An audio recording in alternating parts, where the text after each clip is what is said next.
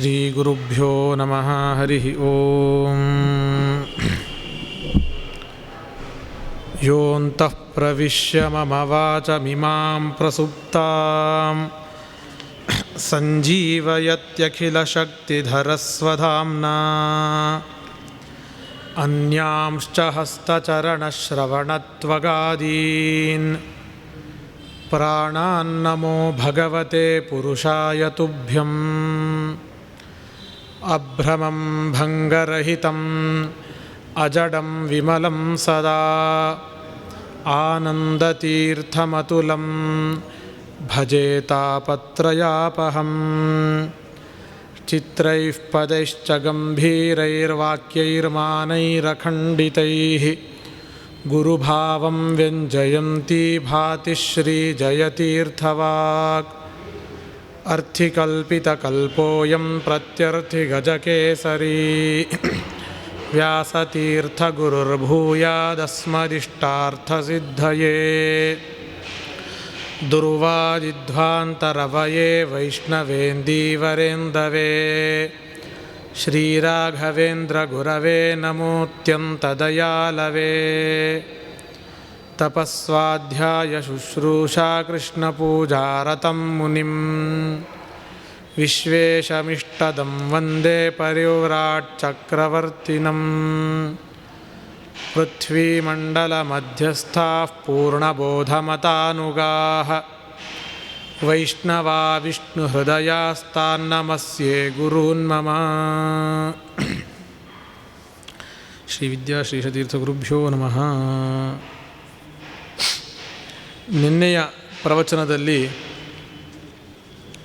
ಹರಿದಾಸರು ನಡೆಸಿರುವಂತಹ ಸಾಮಾಜಿಕ ಕ್ರಾಂತಿ ಅನ್ನುವ ವಿಚಾರದಲ್ಲಿ ಒಂದು ಅಂಶವನ್ನು ನಾವು ನೋಡಲಿಕ್ಕೆ ಸಾಧ್ಯ ಆಗಿತ್ತು. ಅವರು ನಡೆಸಿದಂತಹ ಕ್ರಾಂತಿ ಅಂತಂದರೆ ಅಲ್ಲಿಯ ತನಕವೂ ಕೂಡ ಧರ್ಮಸಮ್ಮತವಾಗಿದ್ದೂ ಕೂಡ ಅನುಷ್ಠಾನದಲ್ಲಿ ಬರದೇ ಹೋಗಿರುವಂಥದ್ದನ್ನು ಪುನರುತ್ಥಾನಗೊಳಿಸ್ತಾರೆ ಅಂತ ಹೇಳಿ ನಾವು ನೋಡಿದ್ವಿ. ಅದರಲ್ಲಿ ಅವರು ಮಾಡಿದಂತಹ ಅತಿ ದೊಡ್ಡದಾಗಿರುವಂತಹ ಒಂದು ಕ್ರಾಂತಿ ಅಂತ ಹೇಳಿದ್ರೆ ಅದು ಭಕ್ತಿಯ ಜಾಗೃತಿ. ಭಗವಂತನ ಭಕ್ತಿ ಒಂದೇ ಮುಕ್ತಿಗಿರುವಂತಹ ಸಾಧನ. ಆ ಭಗವದ್ಭಕ್ತಿ ಅನ್ನುವಂತಹ ಸಾಧನದ ಬಗ್ಗೆ ಜನಗಳಲ್ಲಿ ಅಷ್ಟಾಗಿ ಎಚ್ಚರಿಕೆ ಇಲ್ಲದೇ ಇರುವಂತಹ ಸಂದರ್ಭದಲ್ಲಿ ತಾವು ಅನೇಕ ಪದ್ಯಗಳನ್ನು ರಚನೆಯನ್ನು ಮಾಡಿ ಸಂಗೀತ ಸಂಯೋಜನೆಗಳನ್ನೆಲ್ಲವನ್ನೂ ಕೂಡ ಮಾಡಿ ಎಲ್ಲರೂ ಕೂಡ ಅದನ್ನು ತಮ್ಮ ಜೀವನದಲ್ಲಿ ಅನುಷ್ಠಾನಕ್ಕೆ ತರುವಂತೆ ಮಾಡಿದ್ರು ಅನ್ನುವಂತಹ ವಿಚಾರಗಳನ್ನು ನಾವು ನೋಡಿದ್ವಿ. ಕೆಲವು ಕಡೆ ದಾಸರಾಯರು ಈ ನಾಮಸ್ಮರಣೆಯ ಮಹಿಮೆಯನ್ನು ಹೇಳುವಂತಹ ಸಂದರ್ಭದಲ್ಲಿ ಭಗವಂತನ ನಾಮಸ್ಮರಣೆ ಒಂದಿದ್ದರೆ ಸಾಕು, ಮಿಕ್ಕಿದ್ಯಾವುದೂ ಕೂಡ ಬೇಡವೇ ಬೇಡ ಅಂತ ಅರ್ಥ ಕಾಣುವಂತಹ ಮಾತುಗಳನ್ನು ಕೂಡ ಆಡಿದ್ದು ಉಂಟು. ಯಾಗಯಜ್ಞ ಮಾಡಲೇಕೆ, ಯೋಗಿ ಯತಿಯು ಆಗಲೇಕೆ, ಈ ಥರ ಮಾತುಗಳೆಲ್ಲ ಬರುತ್ತೆ. ಯಜ್ಞ ಯಾಗ ಯಾಕೆ ಮಾಡ್ತೀರಿ? ಅದನ್ನು ಯಾವುದು ಮಾಡೋ ಅವಶ್ಯಕತೆ ಇಲ್ಲ. ಇಂದ್ರಿಯ ನಿಗ್ರಹ ಸಂಪಾದನೆ ಮಾಡಿ ಸನ್ಯಾಸಿ ಆಗ್ತೀನಿ, ಸಾಧನೆ ಮಾಡ್ತೀನಿ, ಇದೆಲ್ಲ ಯಾಕೆ? ಯೋಗಿ ಆಗ್ತೀನಿ ಯಾಕೆ? ಇದು ಯಾವುದು ಬೇಡ, ಭಗವಂತನ ಸ್ಮರಣೆ ಒಂದಿದ್ದರೆ ಸಾಕು ಅಂತ ಮೇಲ್ನೋಟಕ್ಕೆ ಅರ್ಥ ಕಾಣುವಂತಹ ಪದ್ಯಗಳು ಬೇಕಾದಷ್ಟು ನಮಗೆ ಸಿಗುತ್ತಾ ಹೋಗುತ್ತೆ. ಸ್ನಾನವೇತಕ್ಕೆ ಸಂಧ್ಯಾ ಜಪತಪವೇಕೆ, ಮೌನವೇಕೆ, ಮಾಸ ವ್ರತವೇಕೆ, ಮಾನಸದಲ್ಲಿ ವಿಷ್ಣುಪದ ಧ್ಯಾನಿಸು. ಭಗವಂತನ ಧ್ಯಾನವನ್ನು ಮಾಡಿದ್ರೆ ಸಾಕು, ಮಿಕ್ಕಿದ್ಯಾವುದೂ ಕೂಡ ಬೇಡಲೇ ಬೇಡ. ಇಷ್ಟು ಒಂದು ಸ್ಮರಣೆಗೆ ಮಹತ್ವವನ್ನು ಕೊಟ್ಟು ಮಿಕ್ಕಿದೆಲ್ಲ ಗೌಣ ಅನ್ನುವಂತೆ, ಬೇಡವೇ ಬೇಡ ಅನ್ನುವಂತೆ ಅರ್ಥ ಆಗುವ ಸಂಭವ ಇದೆ. ಇಂತಹ ಮಾತುಗಳು ಕೇವಲ ದಾಸರ ವಚನಗಳಲ್ಲಿ ಮಾತ್ರ ನಮಗೆ ಕಾಣೋದಲ್ಲ, ಹೊರತು ಪುರಾಣದಲ್ಲೂ ಕೂಡ ಇಂಥ ಮಾತುಗಳೆಲ್ಲವೂ ಕೂಡ ಇದೆ. ಕುರುಕ್ಷೇತ್ರೇಣ ಕಿಂ ತಸ್ಯ ಕಿಂ ಕಾಶ್ಯ ಪುಷ್ಕರೇಣ ಕಿಂ ಜಿಹ್ವಾಗ್ರೇ ವರ್ತತೆ ಯಸ್ಯ ಹರಿರಿತ್ಯಕ್ಷರದ್ವಯಂ. ಯಾರ ಬಾಯಲ್ಲಿ ಹರಿ ಅನ್ನುವಂತಹ 2 ಅಕ್ಷರಗಳು ಯಾವಾಗಲೂ ಬರುತ್ತೋ ಅವರಿಗೆ ಕುರುಕ್ಷೇತ್ರ, ಕಾಶಿ, ಪುಷ್ಕರ ಇಂತಹ ಪುಣ್ಯಕ್ಷೇತ್ರಗಳಿಂದ ಏನಾಗಬೇಕಾಗಿದೆ? ಪುಣ್ಯಕ್ಷೇತ್ರಗಳೆಲ್ಲವನ್ನೂ ಸಂಚರಿಸಿ ಗಳಿಸುವಂತಹ ಪುಣ್ಯವನ್ನು ನಾಮಸ್ಮರಣೆಯನ್ನು ಭಕ್ತಿಯಿಂದ ಮಾಡೋದರಿಂದ ಸಂಪಾದನೆ ಮಾಡಲಿಕ್ಕೆ ಸಾಧ್ಯ ಇದೆ. ಇಲ್ಲಿ ದಾಸರ ಅಭಿಪ್ರಾಯವನ್ನಷ್ಟೇ ನಾವು ತೆಗೆದುಕೊಳ್ಬೇಕಾಗತ್ತೆ ಹೊರತು ನೇರವಾಗಿ ಅದರ ಅರ್ಥವನ್ನು ನಾವು ತಗೊಳ್ಳಿಕ್ಕೆ ಹೋಗಬಾರ್ದು. ಯಾಕೆಂದರೆ ವಿಹಿತವಾಗಿರುವಂತಹ ಕರ್ಮಗಳನ್ನು ಬಿಟ್ಟು ಭಗವಂತನ ಸ್ಮರಣೆಯನ್ನು ಮಾತ್ರ ಮಾಡ್ತಾ ಕೂತ್ಕೊಳ್ತೀನಿ ಅಂತಂದರೆ ಅದು ಖಂಡಿತವಾಗಿಯೂ ಶಾಸ್ತ್ರಸಮ್ಮತ ಅಲ್ಲ. ನಾವು ಮಾಡಬೇಕಾಗಿರುವಂತಹ ಕರ್ಮಗಳೆಲ್ಲವನ್ನೂ ನಾವು ಮಾಡಲೇಬೇಕು. ಆ ಕರ್ಮಗಳಲ್ಲಿರುವಂತಹ ಲೋಪಗಳನ್ನು ಸರಿ ಮಾಡಲಿಕ್ಕೋಸ್ಕರವಾಗಿ, ನ್ಯೂನತೆಯನ್ನು ಪರಿಪೂರ್ಣವಾಗಿ ಮಾಡೋದಕ್ಕೋಸ್ಕರವಾಗಿ ನಾವು ಭಗವಂತನ ನಾಮಸ್ಮರಣೆಯನ್ನು ಮಾಡಬೇಕು. ಅದು ಬಿಟ್ಟು ವಿಹಿತವಾದ ಕರ್ಮಗಳನ್ನು ತ್ಯಾಗ ಮಾಡ್ತೀವಿ, ನಿಷಿದ್ಧವನ್ನೆಲ್ಲ ಮಾಡ್ತಾ ಇರ್ತೀವಿ, ಕೊನೆಗೆ ಆಗಾಗ ಭಗವಂತನ ಹರಿ ಹರಿ ಅಂತ ಭಗವಂತನ ನಾಮೋಚ್ಚಾರಣೆ ಮಾಡಿದ್ರೆ ಸಾಕು ಅಂತ ಸರ್ವಥಾ ಭಾವಿಸಬಾರ್ದು. ಯಾಕೆಂದರೆ ಇದೆಲ್ಲದರ ಹಿನ್ನೆಲೆ ಏನಿದೆ, ಯಾಕಾಗಿ ಇಂಥ ಮಾತುಗಳನ್ನು ಆಡಿರ್ತಾರೆ ಅಂತ ಹೇಳಿದ್ರೆ, ಒಂದು ಭಾಗವತದ ಮಾತು ಇದು. ಧರ್ಮ ಸ್ವನುಷ್ಠಿತಾಂ ಪುಂಸಾಂ ವಿಶ್ವಕ್ಸೇನ ಕಥಾಶ್ರಯಾಂ ನೋತ್ಪಾದಯೇದ್ಯದಿ ರತಿಂ ಶ್ರಮ ಏವ ಹಿ ಕೇವಲಂ. ಈ ಹಿನ್ನೆಲೆಯಲ್ಲಿ ನಾವು ದಾಸರ ಮಾತುಗಳನ್ನು ಅರ್ಥ ಮಾಡ್ಕೊಳ್ಬೇಕಾಗತ್ತೆ. ಯಾರು ಬೇಕಾದಷ್ಟು ಧರ್ಮಾನುಷ್ಠಾನವನ್ನು ಮಾಡ್ತಾ ಇರ್ತಾರೆ, ಆ ಧರ್ಮಾನುಷ್ಠಾನ ಎಲ್ಲ ಮಾಡಿದ್ರೂ ಕೂಡ ಅವರಿಗೆ ಭಗವಂತನಲ್ಲಿ ಭಕ್ತಿ ಜಾಗೃತ ಆಗ್ತಾ ಇಲ್ಲ ಅಂದರೆ ಆ ಭಕ್ತಿ ಜಾಗೃತ ಆಗ್ತಾ ಇದೆ ಅನ್ನೋದಕ್ಕೆ ಪ್ರತೀಕ ಏನು? ಭಗವಂತನ ಮಹಿಮೆಗಳನ್ನು ಕೇಳಬೇಕು ಅಂತ ಆಸಕ್ತಿ ಹೆಚ್ಚಾಗ್ತಾ ಹೋಗಬೇಕು. ಅದು ಆಗ್ತಾ ಇಲ್ಲ ಅಂತಾದರೆ ಅವರು ಸ್ನಾನ, ಸಂಧ್ಯಾ, ಜಪ ಏನೇನು ಮಾಡ್ತಾ ಇದ್ದಾರೆ ಅದೆಲ್ಲ ಶ್ರಮ ಅಂತ ಲೆಕ್ಕ. ಹಾಗಿದ್ರೆ ಈ ಮಾತಿನ ಅಭಿಪ್ರಾಯ ಏನು ಅಂತಂದರೆ, ನಾವು ಮಾಡುವಂತಹ ಪ್ರತಿಯೊಂದು ಸತ್ಕರ್ಮಗಳು ಕೂಡ ಅದರ ಫಲ ಏನು ಅಂತಂದರೆ ಭಗವಂತನಲ್ಲಿ ಶ್ರದ್ಧೆ ಹೆಚ್ಚಾಗುವಂಥದ್ದು, ಭಗವಂತನಲ್ಲಿ ಭಕ್ತಿ ಹೆಚ್ಚಾಗಬೇಕು. ಹಾಗಾಗಿ ನಾವೇ ನೋಡ್ಕೊಳ್ಬಹುದು, ನಾವು ಮಾಡ್ತಾ ಇರೋ ಕರ್ಮಗಳು ಸರಿಯಾಗಿದೆಯೋ ಇಲ್ವೋ ಅದು ತಿಳ್ಕೊಳ್ಬೇಕು ಅಂದರೆ ನಮಗೆ ಶ್ರದ್ಧೆ ಹೆಚ್ಚಾಗ್ತಾ ಇದೆಯೋ ಇಲ್ವೋ ಅಂತ ನಾವೇ ನೋಡಿಕೊಂಡ್ರೆ ಸಾಕು. ಹಾಗಾಗಿ ಇದರ ಅಭಿಪ್ರಾಯ ಏನು ಅಂತಂದರೆ, ಭಗವಂತನಲ್ಲಿ ಶ್ರದ್ಧೆ ಹೆಚ್ಚು ಮಾಡಿಕೊಳ್ಳಿಕ್ಕೋಸ್ಕರವಾಗಿ ಇದೆಲ್ಲವನ್ನೂ ಕೂಡ ನಾವು ಮಾಡಬೇಕು. ತೀರ್ಥಕ್ಷೇತ್ರ ಯಾತ್ರೆ ಆಗಿರಬಹುದು, ಯಜ್ಞಯಾಗಾದಿಗಳಾಗಿರಬಹುದು, ಜಪತಪ ಅನುಷ್ಠಾನ, ಉಪವಾಸ ಮೊದಲಾದಂತಹ ನಿಯಮಗಳಾಗಿರಬಹುದು, ಪ್ರತಿಯೊಂದನ್ನೂ ಕೂಡ ಭಗವಂತನ ಭಕ್ತಿಯನ್ನು ಹೆಚ್ಚು ಮಾಡಿಕೊಳ್ಳಿಕ್ಕೋಸ್ಕರವಾಗಿ ಇರುವಂಥದ್ದು. ಆ ಹಿನ್ನೆಲೆಯಲ್ಲಿ ಹೇಳ್ತಾ ಇದ್ದಾರೆ, ಯಾಜ್ಞ ಮಾಡಲೇಕೆ ಯೋಗಿಯತಿಯೂ ಆಗಲೇಕೆ. ಅಂದರೆ ನೀವು ಇದನ್ನೆಲ್ಲ ನೀವು ಯಾಗಯಜ್ಞಾದಿಗಳನ್ನೆಲ್ಲವನ್ನೂ ಮಾಡಿ ಭಗವಂತನ ನಾಮಸ್ಮರಣೆ ನಿಮಗೆ ಸಾಧ್ಯ ಆಗ್ತಾ ಇಲ್ಲ ಅಂತಾದರೆ ನೀವು ಮಾಡ್ತಾ ಇರೋದೆಲ್ಲ ವ್ಯರ್ಥ ಅಂತ ಆಗುತ್ತೆ, ಸರಿಪಡಿಸ್ಕೊಳ್ಳಿ ಅನ್ನೋ ಅಭಿಪ್ರಾಯದಲ್ಲಿ ಹೇಳ್ತಾರೆ. ಮತ್ತು ಭಗವಂತನ ನಾಮಸ್ಮರಣೆಗೆ ಅಷ್ಟೊಂದು ಪುಣ್ಯ ಇದೆ ಅಂತನ್ನೋದನ್ನು ಕೂಡ ತಿಳಿಸೋದರಲ್ಲಿ ಅವರಿಗೆ ತಾತ್ಪರ್ಯ ಇದೆ. ತೀರ್ಥಕ್ಷೇತ್ರ ಯಾತ್ರೆ ಮಾಡೋದು ಅಂತಂದರೆ ಅದಕ್ಕೆ ಬಹಳಷ್ಟು ಹಣ ಖರ್ಚಾಗುತ್ತೆ ಮತ್ತು ಬಹಳಷ್ಟು ಶ್ರಮವನ್ನು ಕೂಡ, ದೈಹಿಕ ಶ್ರಮವೂ ಕೂಡ ಅಲ್ಲಿ ಇರುತ್ತೆ. ಹಾಗಾಗಿ ಅಷ್ಟೆಲ್ಲ ಶ್ರಮವಹಿಸಿ ಗಳಿಸಿದಂತಹ ಪುಣ್ಯವನ್ನು ಭಕ್ತಿಯಿಂದ ಭಗವಂತನ ನಾಮವನ್ನು ಉಚ್ಚಾರಣೆ ಮಾಡೋದರಿಂದಾಗಿ ಗಳಿಸಲಿಕ್ಕೆ ಸಾಧ್ಯ ಇದೆ ಅನ್ನೋ ಅಭಿಪ್ರಾಯದಲ್ಲಿ ಅಂತಹ ಮಾತುಗಳನ್ನು ಹೇಳಿರ್ತಾರೆ ಅಂತ ನಾವು ಅರ್ಥ ಮಾಡಿಕೊಳ್ಬೇಕು.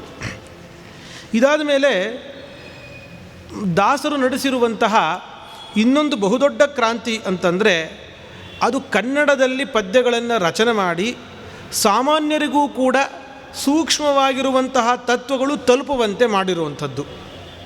ಇದೆಲ್ಲ ನೀವು ಸಾಮಾನ್ಯವಾಗಿ ಕೇಳೇ ಇರ್ತೀರಿ. ನಾವು ದೇವರ ಪೂಜೆ, ಯಜ್ಞ ಮೊದಲಾದಂತಹ ಕರ್ಮಗಳನ್ನು ಮಾಡುವ ಸಂದರ್ಭದಲ್ಲಿ ಮೌನವನ್ನು ಆಚರಿಸಬೇಕು, ವಾಂಗ್ ನಿಯಮ ಇರಬೇಕು. ಒಂದು ವೇಳೆ ಮಾತನಾಡುವಂತಹ ಪ್ರಸಂಗ ಇದ್ದರೂ ಕೂಡ ನಾಪಭ್ರಂಶಿತವೈ ಮೊದಲಾದಂತಹ ಪ್ರಮಾಣಗಳಿರೋದರಿಂದ ಸಂಸ್ಕೃತ ಬಿಟ್ಟು ಬೇರೆ ಭಾಷೆಯನ್ನು ಮಾತನಾಡಬಾರದು ಆ ಸಂದರ್ಭದಲ್ಲಿ. ಇದನ್ನು ಎಷ್ಟೋ ವಿದ್ವಾಂಸರು ತಾವು ಇಂದಿಗೂ ಅನುಷ್ಠಾನಕ್ಕೆ ಇಟ್ಕೊಂಡಿರೋದನ್ನು ಕೂಡ ನೀವು ನೋಡಿರ್ತೀರಿ. ಇಲ್ಲಿ ದಾಸರು ಬಂದ ನಂತರ ನಡೆದದ್ದೇನು ಅಂತಂದರೆ, ಪೂಜಾ ಕಾಲದಲ್ಲೂ ಕೂಡ ಯಜ್ಞಯಾಗಾದಿ ಸಂದರ್ಭಗಳಲ್ಲೂ ಕೂಡ ನಾವು ಕನ್ನಡದಲ್ಲಿ ರಚನೆ ಮಾಡಿರುವಂತಹ ಭಗವಂತನ ಸ್ತುತಿಯನ್ನು ಹೇಳಬಹುದು ಅಂತನ್ನೋದು. ಇದು ಒಂದು ಬಹುದೊಡ್ಡದಾಗಿರುವಂತಹ ಒಂದು ಕ್ರಾಂತಿ ಅಂತಲೇ ಹೇಳಬಹುದು. ನಿನ್ನೆ ಉಪನ್ಯಾಸದಲ್ಲಿ ತಿಳಿಸಿದಂತೆಯೇ ಹಾಗಿದ್ರೆ ಶಾಸ್ತ್ರಕ್ಕೆ ವಿರುದ್ಧವಾಗಿ ಅವರೇನೋ ನಮಗೆ ತಿಳಿಸ್ಕೊಟ್ರು ಅಂತ ಸರ್ವಥಾ ಭಾವಿಸಬಾರ್ದು. ಕಲಿಯುಗದಲ್ಲಿ ಜನರಿಗೆ ನಿರ್ದುಷ್ಟವಾದ ಕರ್ಮವನ್ನಾಗಲಿ, ದಾನ, ಧ್ಯಾನ ಇದ್ಯಾವುದನ್ನು ಮಾಡೋ ಸಾಮರ್ಥ್ಯ ಇರೋದಿಲ್ಲ ಅನ್ನೋ ಕಾರಣಕ್ಕೆ ಭಗವಂತನ ಸ್ಮರಣೆಗೆ ಮಹತ್ವವನ್ನು ಕೊಟ್ಟಿದ್ದಾರೆ. ಭಗವಂತನ ಸ್ಮರಣೆ ನಮ್ಮ ಭಾಷೆಯಲ್ಲಿ ನಾವು ವಿವರಣೆ ಕೊಟ್ಟಾಗ ಹೆಚ್ಚು ಚೆನ್ನಾಗಿ ಆಗಲಿಕ್ಕೆ ಸಾಧ್ಯ ಇರುತ್ತೆ. ನಮಗೆ ಗೊತ್ತಿಲ್ಲದೇ ಇರುವಂತಹ ಭಾಷೆಯಲ್ಲಿ ನಾವು ಮಾತನಾಡೋದಕ್ಕಿಂತ ಮಾತೃಭಾಷೆಯಲ್ಲಿ ನಾವು ಭಗವಂತನ ಮಹಿಮೆಯನ್ನು ಕೇಳೋದ್ರಿಂದ ನಮಗೆ ಸ್ಮರಣೆ ಸುಲಭವಾಗಿ ಸಾಧ್ಯ ಆಗುತ್ತೆ. ಹಾಗಾಗಿ ಕಲಿಯುಗದ ಜನರಿಗೋಸ್ಕರ ಇದು ವಿಹಿತ, ಕಲಿಯುಗದ ಜನರಿಗೆ ಮಾತ್ರ ವಿಹಿತವಾಗಿರುವಂಥದ್ದು ಅಂತ ಹೇಳಿ ಆ ಭಾವನೆಯಿಂದ ಇದು ವಿಹಿತವಾಗಿದೆ. ಇಂಥ ಒಂದು ಉಪಾಯವನ್ನು ಅಂದರೆ ಕೇವಲ ಭಗವಂತನ ಸ್ಮರಣೆಗಾಗಿ ನೀವು ಕನ್ನಡ ಭಾಷೆಯನ್ನು ಆ ಸಂದರ್ಭದಲ್ಲೂ ಕೂಡ ಉಪಯೋಗಿಸಬಹುದು ಅಂತ ತಿಳಿಸ್ಲಿಕ್ಕೋಸ್ಕರವಾಗಿ ಈ ಒಂದು ಹೊಸದಾಗಿರುವಂತಹ ಒಂದು ದಾರಿಯನ್ನು ಮಾಡಿಕೊಟ್ಟಿದ್ದಾರೆ. ಇದಕ್ಕೆ ಸಹಜವಾಗಿ ಆಗ ಒಂದಿಷ್ಟು ವಿರೋಧವು ಬಂದಿರಲಿಕ್ಕೆ ಸಾಕು. ಯಾಕೆ ಅಂತಂದರೆ ಯಾವುದೇ ಒಂದು ಹೊಸ ಬದಲಾವಣೆ ಬರುವಾಗ ಒಂದಿಷ್ಟು ವಿರೋಧಗಳೆಲ್ಲ ಬಂದೇ ಆ ನಂತರ ಸಮಾಜ ಅದನ್ನು ಒಪ್ಕೊಂಡಿರುತ್ತೆ. ಇವತ್ತಿಗೆ ಯಾವ ವಿರೋಧವೂ ಇಲ್ಲದೇನೆ ಎಲ್ಲರೂ ಕೂಡ ಅದನ್ನು ಒಪ್ಕೊಳ್ತಾ ಇದ್ದಾರೆ ಅಂತಂದರೆ ಅದಕ್ಕೆ ಅನೇಕ ಜ್ಞಾನಿಗಳು ತಾವೂ ಕೂಡ ಕನ್ನಡದಲ್ಲಿ ಪದ್ಯಗಳನ್ನು ರಚಿಸಿದ್ದೇ ಕಾರಣ. ಶ್ರೀಪಾದರಾಜರು, ವ್ಯಾಸರಾಜರು, ವಾದಿರಾಜ ಸ್ವಾಮಿಗಳು, ನಮ್ಮ ಮಠದ ಪರಂಪರೆಯಲ್ಲೂ ಕೂಡ ನಾವು ನೋಡ್ತೀವಿ. ವಿದ್ಯಾ ರತ್ನಾಕರ ತೀರ್ಥರು ಮತ್ತು ವಿದ್ಯಾ ಪ್ರಸನ್ನ ತೀರ್ಥರು ಇವರೆಲ್ಲ ಬಹುದೊಡ್ಡ ವಿದ್ವಾಂಸರಾಗಿರುವಂಥವರು. ಇಂತಹ ಜ್ಞಾನಿಗಳೂ ಕೂಡ ತಾವು ಕನ್ನಡದಲ್ಲಿ ಪದ್ಯವನ್ನು ರಚಿಸಿ ದೇವರ ಪೂಜೆ ಸಂದರ್ಭದಲ್ಲಿ ತಾವೇ ಅದನ್ನು ಹಾಡ್ತಾರೆ. ವ್ಯಾಸರಾಜರ ಆ ಗ್ರಂಥಗಳನ್ನು ವಿದ್ವಾಂಸರೂ ಕೂಡ ಬಹುಮಾನ್ಯವನ್ನಾಗಿ ಮಾಡಿ ಅದನ್ನು ಓದುತ್ತಾರೆ. ವಿದ್ವತ್ ಪ್ರಪಂಚದಲ್ಲಿ ಬಹುಮಾನ್ಯವಾಗಿರುವಂತಹ ಗ್ರಂಥಗಳನ್ನು ರಚನೆ ಮಾಡಿದಂಥವರು ವ್ಯಾಸರಾಜರು.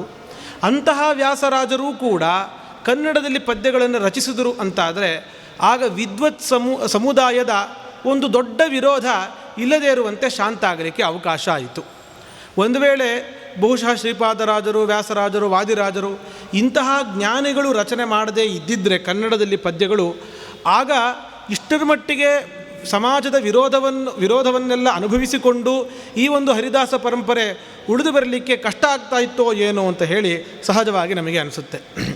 ಹೀಗೆ ಗ್ರಂಥಗಳನ್ನು ವ್ಯಾಸರಾಜರಂಥವರು ತಾವು ಮಾತ್ರ ಕನ್ನಡದಲ್ಲಿ ರಚನೆ ಮಾಡಿದ್ದಲ್ಲ, ಪುರಂದರದಾಸರು, ಕನಕದಾಸರು ಮೊದಲಾದಂಥವರಿಗೂ ಕೂಡ ಒಂದು ಬೆಂಬಲವನ್ನು ಕೊಟ್ಟರು. ಪುರಂದರದಾಸರ ಕೃತಿಗಳನ್ನು ತಾವು ವ್ಯಾಸಪೀಠದ ಮೇಲೆ ಇಟ್ಟು ಪುರಂದರೋಪನಿಷತ್ತನ್ನು ಹೆಸರಿನಿಂದ ಕರೆದರು. ಅದು ಅತ್ಯಂತ ದೊಡ್ಡದಾಗಿರುವಂತಹ ಒಂದು ಪ್ರಶಸ್ತಿ ಅಂತಲೇ ಹೇಳಬಹುದು. ಅಂತಹ ವ್ಯಾಸರಾಜರಂಥವರ ಬಾಯಲ್ಲಿ ಉಪನಿಷತ್ತನ್ನೋ ಶಬ್ದವನ್ನು ಜೋಡಿಸಿ ಪುರಂದರದಾಸರ ಕೃತಿಗಳನ್ನು ಕರಿಬೇಕು ಅಂತಾದರೆ ಅದಕ್ಕೆಷ್ಟು ಮಹತ್ವ ಇದೆ ಅಂಥೇಳಿ ನಮಗೆ ಇದರಿಂದ ಅರ್ಥ ಆಗುತ್ತೆ. ಹಾಗಾಗಿ ದಾಸರೆಲ್ಲರೂ ಕೂಡ ಕನ್ನಡ ಭಾಷೆಗಳಲ್ಲಿ ಈ ಕೃತಿಗಳೆಲ್ಲವನ್ನೂ ಕೂಡ ರಚನೆ ಮಾಡಿದ್ರು. ಕಾರಣ ಇಷ್ಟೇ, ಸಾಮಾನ್ಯರಿಗೂ ಕೂಡ ಸುಲಭವಾಗಿ ಶಾಸ್ತ್ರದ ಪ್ರಮೇಯಗಳು ತಲುಪಬೇಕು. ಈ ಪ್ರಮೇಯವನ್ನು ಜಗತ್ತಿಗೆ ತಿಳಿಸಬೇಕು ಅನ್ನುವಂತಹ ಒಂದು ಆಗ್ರಹ ಯಾಕಿತ್ತು ಈ ದಾಸರಿಗೆಲ್ಲ? ಏನೋ ಒಂದಿಷ್ಟು ಹೇಳಿ ಮುಗಿಸ್ಬಹುದಿತ್ತಲ್ಲ, ಸಾಕಲ್ಲ ಅಂತಂದರೆ ಒಂದು ನಾವು ಅರ್ಥ ಮಾಡ್ಕೊಳ್ಬೇಕು. ನಮಗೆ ತತ್ವಜ್ಞಾನ ಇಲ್ಲದೇನೆ ಮುಕ್ತಿಗೆ ಬೇರೆ ದಾರಿಯೇ ಇಲ್ಲ. ಒಂದು ಶಾರ್ಟ್ಕಟ್ ಅಂತ ಇದು ಬಿಟ್ಟು ಇನ್ನೊಂದು ಯಾವುದೋ ಉಪಾಯ ಅಂತ ಇಲ್ಲವೇ ಇಲ್ಲ. ಏಕೈಕ ಮಾರ್ಗ ಅಂತ ಒಂದು ಇದೆ. ಆ ಒಂದೊಂದೇ ಹಂತ ಹಂತವಾಗಿ ಆ ಮೆಟ್ಟಲುಗಳನ್ನು ಹತ್ಕೊಂಡು ಹೋಗಬೇಕು, ಬಿಟ್ಟರೆ ಬೇರೆ ದಾರಿಯೇ ಇಲ್ಲ. ಕರ್ಮವನ್ನು ಎಲ್ಲರೂ ಕೂಡ ವಿಹಿತವಾದ ಕರ್ಮಗಳನ್ನು ಮಾಡ್ತಾ ನಿಷಿದ್ಧ ಕರ್ಮಗಳನ್ನೆಲ್ಲ ಬಿಡ್ತಾ ಯಥಾಶಕ್ತಿಯಾಗಿ ಜ್ಞಾನವನ್ನು ಸಂಪಾದನೆ ಮಾಡಿಕೊಳ್ಬೇಕು. ಕರ್ಮಾನುಷ್ಠಾನದಿಂದ ಶುದ್ಧಾಂತಃಕರಣರಾಗಿ ಸಂಪಾದನೆ ಮಾಡಿದಂತಹ ಜ್ಞಾನವನ್ನು ಹೃದಯದಲ್ಲಿ ಗಟ್ಟಿಯನ್ನಾಗಿ ಮಾಡಿಕೊಂಡು ಆನಂತರ ಮನನಾದಿಗಳನ್ನು ಮಾಡಿ ಸಂಶಯಗಳನ್ನೆಲ್ಲ ಪರಿಹಾರ ಮಾಡಿಕೊಂಡು ಆನಂತರ ತತ್ವಜ್ಞಾನದಿಂದ ಅವರಿಗೆ ಸಾಂಸಾರಿಕ ಪದಾರ್ಥದಲ್ಲಿ ವೈರಾಗ್ಯ, ಭಗವಂತನಲ್ಲಿ ಭಕ್ತಿ ಕ್ರಮೇಣ ಹೆಚ್ಚಾಗ್ತಾ ಕೊನೆಗೆ ಅವರಿಗೆ ಭಗವಂತನ ಪ್ರಸಾದವಾಗಿ ಅವರು ಮುಕ್ತರಾಗಲಿಕ್ಕೆ ಸಾಧ್ಯ. ಹಾಗಿದ್ದರೆ ತತ್ವಜ್ಞಾನ ಬಿಟ್ಟು ಬೇರೆ ಇನ್ಯಾವುದಾದ್ರೂ ಒಂದು ದಾರಿ ಇದೆಯಾ ಸಂಸಾರದಿಂದ ಮೋಕ್ಷಕ್ಕೆ ಅಂದರೆ ಖಂಡಿತ ಇಲ್ಲ. ಜ್ಞಾನ ಬಿಟ್ಟು ಇನ್ಯಾವ ದಾರಿಯೂ ಕೂಡ ಇಲ್ಲ. ಭಗವಂತನ ಪ್ರಸಾದ ಆಗಬೇಕಾದರೂ ಜ್ಞಾನ ಬೇಕೇ ಬೇಕು. ನಮಗೆ ಭಕ್ತಿಗೂ ಕೂಡ ಜ್ಞಾನ ಬೇಕೇ ಬೇಕು. ಜ್ಞಾನ ಅನ್ನುವಂಥದ್ದು ಅತ್ಯಂತ ಬಹಳ ಉಪಯುಕ್ತವಾಗಿರುವಂತಹ ವಸ್ತು. ಇದನ್ನಂತೂ ಎಲ್ಲರೂ ಕೂಡ ಪ್ರಪಂಚದಲ್ಲಿ ಒಪ್ಕೋತಾರೆ. ಮುಮುಕ್ಷು ಶಾಸ್ತ್ರವನ್ನೆಲ್ಲ ಓದಲಿಕ್ಕೆ ಯಾರು ಅಧಿಕಾರಿಗಳು ಅಂತ ಹೇಳುವಾಗ ಮುಮುಕ್ಷುಗಳಾಗಿರಬೇಕು, ಅಂದರೆ ಮೋಕ್ಷಾಪೇಕ್ಷೆ ಇರಬೇಕು ಅವರಿಗೆ. ವಿಷಯ ಪದಾರ್ಥಗಳಲ್ಲಿ, ಸಾಂಸಾರಿಕ ಪದಾರ್ಥಗಳಲ್ಲಿ ವೈರಾಗ್ಯ ಇರಬೇಕು, ಭಗವಂತನಲ್ಲಿ ಭಕ್ತಿ ಇರಬೇಕು. ಆಚಾರ್ಯರಂತೂ ಭಾಷ್ಯದ ಆರಂಭದಲ್ಲೇನೆ ಭಕ್ತಿಮಾನ್ ಪರಮೇ ವಿಷ್ಣುವು ಅಂಥೇಳಿ ಭಗವದ್ಭಕ್ತರಾಗಿದ್ದರೆ ಅವರು ಅಧಿಕಾರಿಗಳು ಅಂತ ಹೇಳ್ತಾರೆ. ಹಾಗಿದ್ದರೆ ಈ ವೈರಾಗ್ಯ ಬರಬೇಕಾದರೂ ಕೂಡ, ಭಕ್ತಿ ಬರಬೇಕಾದರೂ ಕೂಡ ನಮಗೆ ತತ್ವಜ್ಞಾನ ಬಹಳ ಬಹಳ ಮುಖ್ಯ. ಯಾವ ವ್ಯಕ್ತಿಗೆ ವೈರಾಗ್ಯ ಬರುತ್ತೆ ಅಂತಂದರೆ ನಿತ್ಯಾನಿತ್ಯ ವಸ್ತು ವಿವೇಕ ಯಾವನಿಗೆ ಇದೆಯೋ ಅವನಿಗೆ. ಯಾವುದು ಶಾಶ್ವತವಾಗಿದೆ, ಯಾವುದು ಅಶಾಶ್ವತವಾಗಿದೆ, ಈ ವಿಷಯದಲ್ಲಿ ಅತ್ಯಂತ ಸ್ಪಷ್ಟವಾದಂತಹ ತಿಳುವಳಿಕೆ ಒಬ್ಬ ವ್ಯಕ್ತಿಗೆ ಬಂತು ಅಂತಾದರೆ ಅವನು ಅಶಾಶ್ವತವಾದವುಗಳಲ್ಲಿ ಆಸಕ್ತಿಯನ್ನು ಕ್ರಮೇಣ ಕಡಿಮೆ ಮಾಡಿಕೊಂಡು ಶಾಶ್ವತವಾಗಿರುವಂತಹ ವಿಷಯದಲ್ಲಿ ಅವನ ಆಸಕ್ತಿ ಹೆಚ್ಚಾಗ್ತಾ ಹೋಗ್ತಾ ಇರುತ್ತೆ. ಹಾಗಾಗಿ ಈ ಪ್ರಪಂಚ ಎಲ್ಲವೂ ಕೂಡ ಅಶಾಶ್ವತವಾದದ್ದು ಅನ್ನುವಂತಹ ತಿಳುವಳಿಕೆ ಬೇಕಾಗತ್ತೆ. ಮತ್ತು ಎಲ್ಲೋದ್ರೂ ಕೂಡ ದುಃಖ ಅನ್ನುವಂಥದ್ದು ಇದ್ದದ್ದೇ ಅನ್ನುವಂತಹ ತೀರ್ಮಾನ ಬೇಕಾಗತ್ತೆ. ಇದೆಲ್ಲ ಆಗಬೇಕು ಅಂತಾದರೆ ನಮಗೆ ತತ್ವಜ್ಞಾನ ಬಹಳ ಮುಖ್ಯ. ತತ್ವಜ್ಞಾನದಿಂದಲೇ ಎಲ್ಲವೂ ಕೂಡ ಇರುವಂಥದ್ದು. ಇದು ಯಾರಿಗೆ ತತ್ವಜ್ಞಾನ? ಬ್ರಾಹ್ಮಣರಿಗೆ ಅಥವಾ ಗಂಡಸರಿಗೆ ಹಾಗೇನಿಲ್ಲ. ಪ್ರತಿಯೊಬ್ಬನಿಗೂ ಕೂಡ ತತ್ವಜ್ಞಾನ ಬೇಕೇ ಬೇಕು, ಅದು ಅನಿವಾರ್ಯ. ಆ ತತ್ವಜ್ಞಾನವನ್ನು ಪಡೆದುಕೊಳ್ಳಿಕ್ಕಿರುವಂತಹ ಉಪಾಯಗಳು ಹಲವಾರು ರೀತಿಯಲ್ಲಿ ಇದೆ. ಆದರೆ ತತ್ವಜ್ಞಾನ ಅಂತೂ ಪ್ರತಿಯೊಬ್ಬರಿಗೂ ಮುಖ್ಯವೇ. ನಿಮಗೆ ತತ್ವಜ್ಞಾನ ಬೇಡಲೇ ಬೇಡ, ನಿಮಗೆ ಹಾಗೇ ಮೋಕ್ಷ ಕೊಡ್ತೀನಿ ಅಂತ ದೇವರು ಯಾರಿಗೂ ಕೂಡ ಹೇಳೋದಿಲ್ಲ. ತತ್ವಜ್ಞಾನ ಸಂಪಾದನೆ ಪ್ರತಿಯೊಬ್ಬರ ಜವಾಬ್ದಾರಿ, ಉಪಾಯಗಳು ಬೇರೆ ಬೇರೆ ರೀತಿಯಾಗಿ ಇರುತ್ತೆ ಅಷ್ಟೆ. ಹಾಗಾಗಿ ಸಾಮಾನ್ಯರಿಗೆ ಇಂತಹ ಶಾಸ್ತ್ರೀಯವಾಗಿರುವಂತಹ ತಾತ್ವಿಕ ವಿಚಾರಗಳನ್ನು ತಿಳಿಸುವಂತಹ ಮಾರ್ಗ ಹೇಗೆ? ಏಕೆಂದರೆ ಶಾಸ್ತ್ರದಲ್ಲಿ ಅನೇಕ ಪ್ರಮೇಯಗಳಲ್ಲಿ ಜ್ಞಾನಿಗಳಲ್ಲೂ ಕೂಡ ಒಂದಿಷ್ಟು ವಿಪ್ರತಿಪತ್ತಿ ಇದೆ. ಎಲ್ಲರೂ ಏಕಪ್ರಕಾರವಾಗಿ ಎಲ್ಲ ವಿಚಾರಗಳನ್ನು ಒಪ್ಕೊಳ್ತಾರೆ ಅಂತಿಲ್ಲ. ಯಾಕೆ ಈ ಮಾತನ್ನು ಹೇಳಿದ್ದು ಅಂತಂದರೆ, ಶಾಸ್ತ್ರ ಓದಿ ಅರ್ಥ ಮಾಡ್ಕೊಳ್ತೀವಿ ನಾವು ಅಂತಂದರೆ ಅಷ್ಟು ಸರಳ ಅಲ್ಲ. ಹಾಗಾಗಿ ಶಾಸ್ತ್ರಾಧ್ಯಯನವನ್ನು ಒಂದು ದೊಡ್ಡ ತಪಸ್ಸಿಗೆ ಸಮವಾಗಿ ಆಚಾರ್ಯರು ಯಾಕೆ ಹೇಳ್ತಾರೆ ಅಂತಂದರೆ, ಅದರಲ್ಲೂ ಅಷ್ಟೇ ಪರಿಶ್ರಮ ಇರುತ್ತೆ, ಅಷ್ಟೇ ಕಷ್ಟ ಇರುತ್ತೆ ಅನ್ನೋ ಕಾರಣಕ್ಕಾಗಿ. ಹಾಗಾಗಿ ಇಂತಹ ಶಾಸ್ತ್ರ ಪ್ರಪಂಚ ಬಹುದೊಡ್ಡದಾಗಿರುವಂತಹ ಪ್ರಪಂಚ ಅಥವಾ ದೊಡ್ಡದೊಂದು ಮಹಾಸಾಗರ ಅಂತ ಹೇಳಬಹುದು. ಹಾಗಾಗಿ ಸಾಮಾನ್ಯರಿಗೆ, ಯಾರಿಗೆ ಶಾಸ್ತ್ರಾಧ್ಯಯನ ಮಾಡಲಿಕ್ಕೆ ಅವಕಾಶ ಆಗಿರೋದಿಲ್ವೋ ಅಥವಾ ಅಧಿಕಾರ ಇರೋದಿಲ್ವೋ, ಇಂಥವರಿಗೂ ಕೂಡ ಶಾಸ್ತ್ರದಲ್ಲಿ ನಿರೂಪಣೆ ಮಾಡಿರುವ ಪ್ರಮೇಯಗಳನ್ನು ತಿಳಿಸಲೇಬೇಕು. ಅದನ್ನು ತಿಳಿಸ್ಲಿಕ್ಕಾಗಿ ಮತ್ತೊಂದು ಸಂಸ್ಕೃತ ಗ್ರಂಥವನ್ನೇ ರಚನೆ ಮಾಡಿದ್ರೆ ಆಗೋದಿಲ್ಲ, ಸಾಮಾನ್ಯರಿಗೂ ಉಪಯೋಗ ಆಗಬೇಕು. ಆ ದೃಷ್ಟಿಯನ್ನು ಇಟ್ಟುಕೊಂಡು ಜ್ಞಾನಿಗಳೆಲ್ಲರೂ ಕೂಡ, ಅಂದರೆ ಯಾರು ವ್ಯಾಸರಾಜರಂಥವರನ್ನೂ ಕೂಡ ಸೇರಿಸಿಕೊಂಡವರೆಲ್ಲರೂ ಕೂಡ ಸಾಮಾನ್ಯರಿಗೂ ಶಾಸ್ತ್ರೀಯ ಪ್ರಮೇಯಗಳನ್ನು ತಿಳಿಸ್ಲಿಕ್ಕೋಸ್ಕರವಾಗಿ ಈ ಒಂದು ಹರಿದಾಸ ಪರಂಪರೆಯಲ್ಲಿ ಕನ್ನಡದಲ್ಲಿ ಆ ಪ್ರಮೇಯಗಳೆಲ್ಲವನ್ನೂ ಕೂಡ ಸೇರಿಸಿ ಜನರಿಗಾಗಿ ಕೊಟ್ಟಿದ್ದಾರೆ. ಹಾಗಾಗಿ ನಾವು ದಾಸರ ಕೃತಿಗಳು ಅಂತಂದರೆ ಬರೀ ಒಂದಿಷ್ಟು ಹಾಡುಗಳು, ದೇವರನ್ನು ಸ್ತೋತ್ರ ಮಾಡೋದು, ಭಗವಂತನ ಲೀಲೆಗಳ ವರ್ಣನೆ ಮಾತ್ರ ಇದೆ ಅಂತ ಸರ್ವಥಾ ಭಾವಿಸಬಾರದು. ಸಾಮಾನ್ಯವಾಗಿ ನಾವು ಕ್ಯಾಸೆಟ್ಗಳಲ್ಲೋ ಅಥವಾ ಯೂಟ್ಯೂಬ್ಗಳಲ್ಲೋ ಕೇಳುವಂತಹ ಹಾಡುಗಳು ಅಂತಂದರೆ ಹೆಚ್ಚಾಗಿ ಭಗವಂತನ ಸ್ತುತಿ ಇರುತ್ತೆ, ಅದರಲ್ಲಿ ದೇವರ ಮಹಿಮೆಗಳ ವರ್ಣನೆ ಅದೆಲ್ಲವೂ ಕೂಡ ಇರುತ್ತೆ. ಹೇಗೆ ಭಕ್ತರ ಉದ್ಧಾರ ಮಾಡದ, ದುಷ್ಟರ ಸಂಹಾರ ಮಾಡದ, ಇಂತಹ ವಿಚಾರಗಳೇ ಅಲ್ಲಿ ಬರುತ್ತೆ.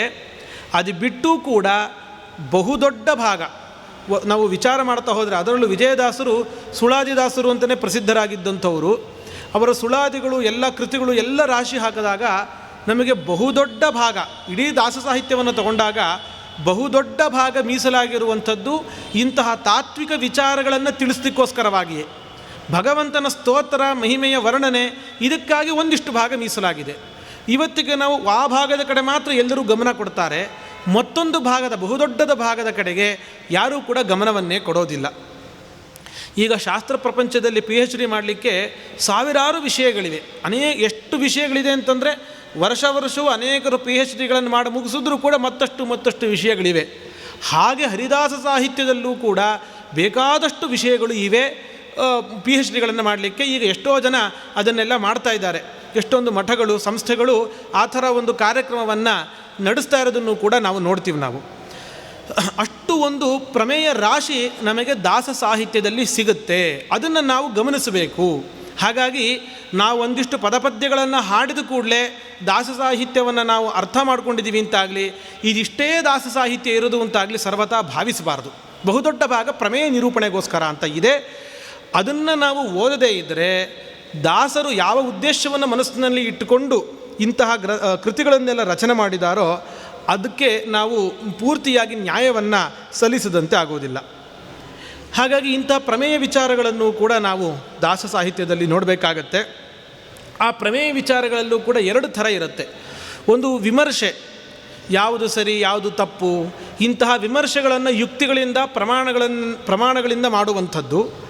ಇನ್ನೊಂದು ಯಾವುದು ಯುಕ್ತಿ ಪ್ರಯೋಗವನ್ನೆಲ್ಲ ಮಾಡಿ ತೀರ್ಮಾನವಾಗಿರುತ್ತೆ, ಅಂತಹ ಒಂದಿಷ್ಟು ಪ್ರಮೇಯ ಭಾಗಗಳು ಕೂಡ ಇರುತ್ತೆ. ಹರಿಸರ್ವೋತ್ತಮ, ವಾಯುಜೀವೋತ್ತಮ ಇತ್ಯಾದಿ ವಿಚಾರಗಳು, ಇಂಥವೆಲ್ಲ ವಿಚಾರಗಳು. ಇಂತಹ ವಿಚಾರಗಳನ್ನು ಕೂಡ ಪ್ರಮೇಯ ಅಂತ ಹೇಳಿ ಕರಿತೀವಿ.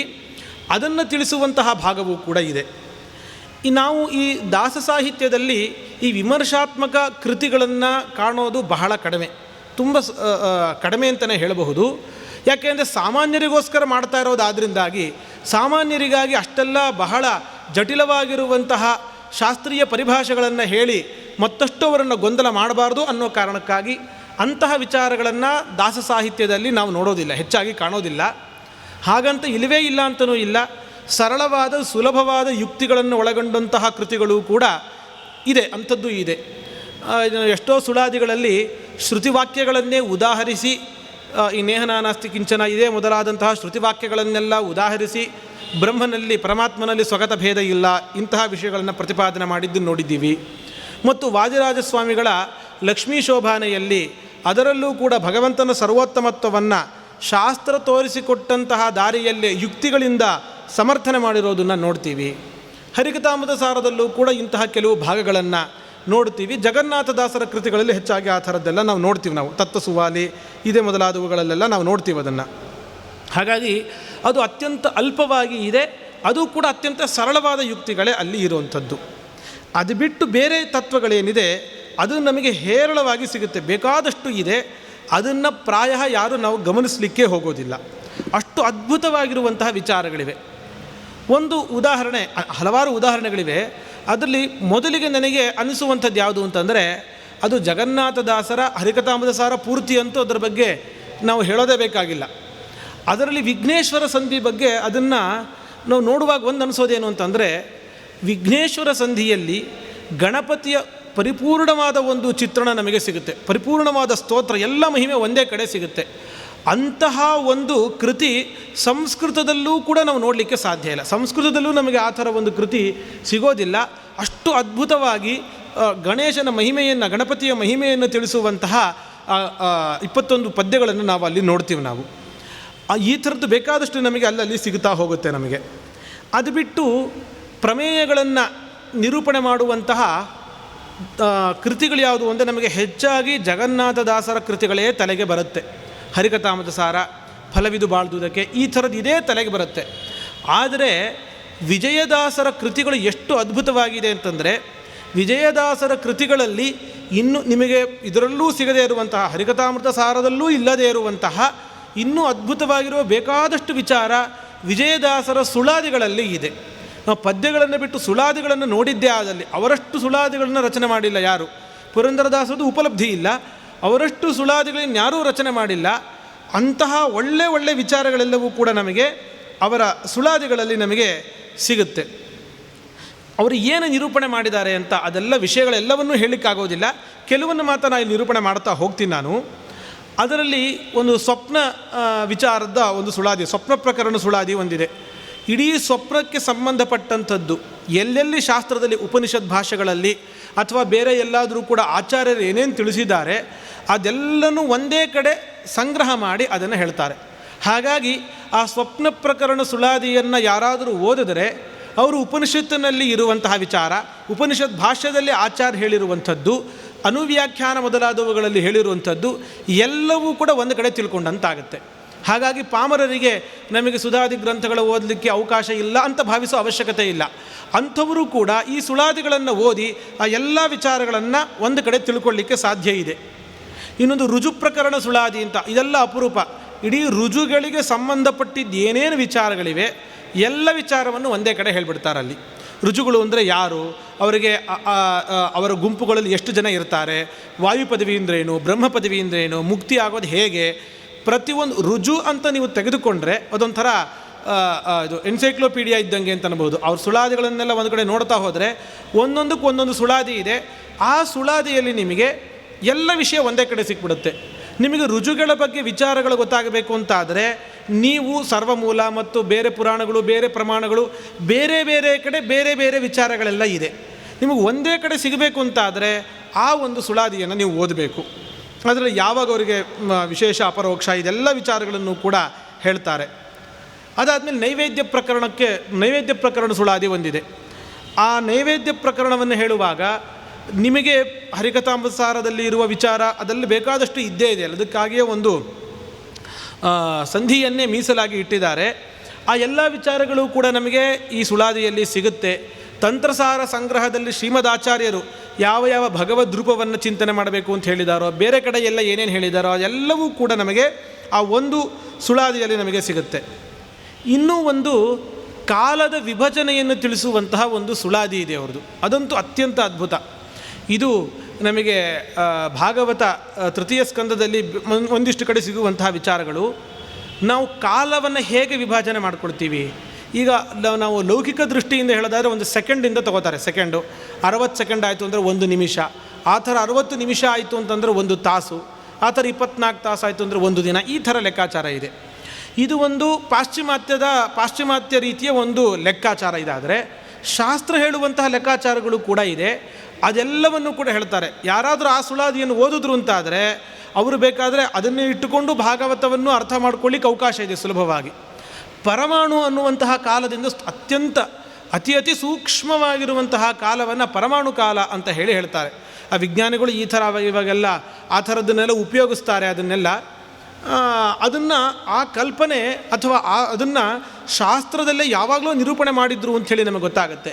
ಆ ಪರಮಾಣು ಕಾಲದಿಂದ ತ್ರಿಣುಕ ಕಾಲ ಅಂತ ಹೇಳಿ ಕ್ರಮವಾಗಿ ಹೇಳ್ತಾ ಅತಿ ದೊಡ್ಡ ಕಾಲ ಯಾವುದು ಕಾಲಮಾನದಲ್ಲಿ, ಅಂದರೆ ನಮಗೆ ಅರ್ಥ ಮಾಡಿಕೊಳ್ಳೋ ಸಾಮರ್ಥ್ಯ ಇರುವಂತಹ ಅತಿ ದೊಡ್ಡ ಕಾಲ ಅಂತಂದರೆ ಅದು ಚತುರ್ಮುಖ ಬ್ರಹ್ಮದೇವರ ಪೂರ್ತಿಯಾದ ಆಯಸ್ಸು 100 ವರ್ಷಗಳು. ಬ್ರಹ್ಮದೇವರ ಲೆಕ್ಕಾಚಾರದಲ್ಲಿ 100 ವರ್ಷಗಳು. ಅತ್ಯಂತ ಚಿಕ್ಕ ಕಾಲ ಪರಮಾಣು ಕಾಲದಿಂದ ಹಿಡಿದು ಬ್ರಹ್ಮದೇವರ ಆಯಸ್ಸಿನ ತನಕವೂ ಕೂಡ ಲೆಕ್ಕಗಳನ್ನು ಹೇಳ್ತಾ ಹೋಗ್ತಾರೆ. ಬೇಕಾದವರು ಆಸಕ್ತಿ ಇದ್ದವರು ಅದನ್ನು ಕ್ಯಾಲ್ಕುಲೇಟರ್ ಇಟ್ಟುಕೊಂಡು ಲೆಕ್ಕ ಮಾಡ್ತಾ ಹೋಗ್ಬೋದು. ಅಷ್ಟು ಅದ್ಭುತವಾಗಿದೆ ಆ ಸುಳಾದಿ. ಇನ್ನೊಂದು ಸುಳಾದಿ ಏನು ಅಂತ, ಈ ಸುಳಾದಿಗಳಲ್ಲೇ ಈ ಚತುರ್ಯುಗ ಮಾನ ಇದನ್ನೆಲ್ಲ ತಿಳಿಸ್ತಾ ಹೋಗ್ತಾರೆ. ಮತ್ತೊಂದು ಸುಳಾದಿ ಇರೋದು ಏನಕ್ಕೆ ಅಂತಂದರೆ ಕೇವಲ ಯುಗಗಳ ಸಂಧಿಕಾಲವನ್ನು ತಿಳಿಸ್ಲಿಕ್ಕೋಸ್ಕರ. ಇದ್ರ ಬಗ್ಗೆ ತಿಳ್ಕೊಳ್ಳಿಕ್ಕೆ ಪ್ರಯತ್ನ ಮಾಡಿದವರಿಗೆ ಅಲ್ಲಿರುವ ಸಮಸ್ಯೆಗಳೆಲ್ಲ ಗೊತ್ತಾಗುತ್ತೆ. ಈ ಸಂಧಿಕಾಲಗಳು ಒಂದು ಯುಗದಿಂದ ಇನ್ನೊಂದು ಯುಗಕ್ಕೆ ಹೋಗಬೇಕಾದ್ರೆ ಇದ್ದಕ್ಕಿದ್ದಂತೆ ರಾತ್ರಿ ಮಲೆಗೆ ಬೆಳಗಾದ ಕೂಡಲೇ ಇದ್ದಕ್ಕಿದ್ದಂತೆ ಕಲಿಯುಗ ಆರಂಭ ಆಗೋಯಿತು, ಮತ್ತು ರಾತ್ರಿ ಮಲೆಗೆ ಬೆಳಗ್ಗೆದ್ದ ಕೂಡಲೇ ಇದ್ದಕ್ಕಿದ್ದಂತೆ ಕೃತಿಯುಗ ಆರಂಭ ಆಯಿತು ಅಂತ ಇರೋದಿಲ್ಲ. ಮಧ್ಯದಲ್ಲಿ ದೀರ್ಘಕಾಲವಾಗಿರುವ ಸಂಧಿಕಾಲ ಇರುತ್ತೆ. ಆ ದ್ವಾಪರ ಯುಗದಿಂದ ಕಲಿಯುಗ ಪ್ರವೇಶ ಮಾಡಲಿಕ್ಕೆ ಸಂಧಿಕಾಲ ದೀರ್ಘವಾಗಿ ಇರುತ್ತೆ. ಒಂದು ಯುಗದಿಂದ ಇನ್ನೊಂದು ಯುಗಕ್ಕೆ ಸಂಧಿಕಾಲದಲ್ಲಿ ವ್ಯತ್ಯಾಸಗಳಿವೆ. ಆ ವ್ಯತ್ಯಾಸಗಳೆಲ್ಲವನ್ನೂ ಕೂಡ ತಿಳಿಸ್ಲಿಕ್ಕೆ ಅಂತಲೇ ಒಂದು ಸುಳಾದಿ ಇದೆ. ಆ ಸಂಧಿಕಾಲ ಎಷ್ಟು ಅಂತ ತಿಳಿಸ್ಲಿಕ್ಕೋಸ್ಕರ ಅಂತಲೇ ಒಂದು ಸುಳಾದಿಯನ್ನು ಮೀಸಲಾಗಿ ಇಟ್ಟಿದ್ದಾರೆ. ಆಮೇಲೆ ಪ್ರಣವದ ಅರ್ಥ ಏನು ಅಂತ, ಆ ಪ್ರಣವಾರ್ಥವನ್ನು ಎಲ್ಲೆಲ್ಲಿ ಸರ್ವಮೂಲದಲ್ಲಿ ನೋಡಬಹುದೋ ಬೇರೆ ಬೇರೆ ಕಡೆ ಅದೆಲ್ಲ ಒಂದೇ ಕಡೆ ನೀವು ನೋಡಬಹುದು.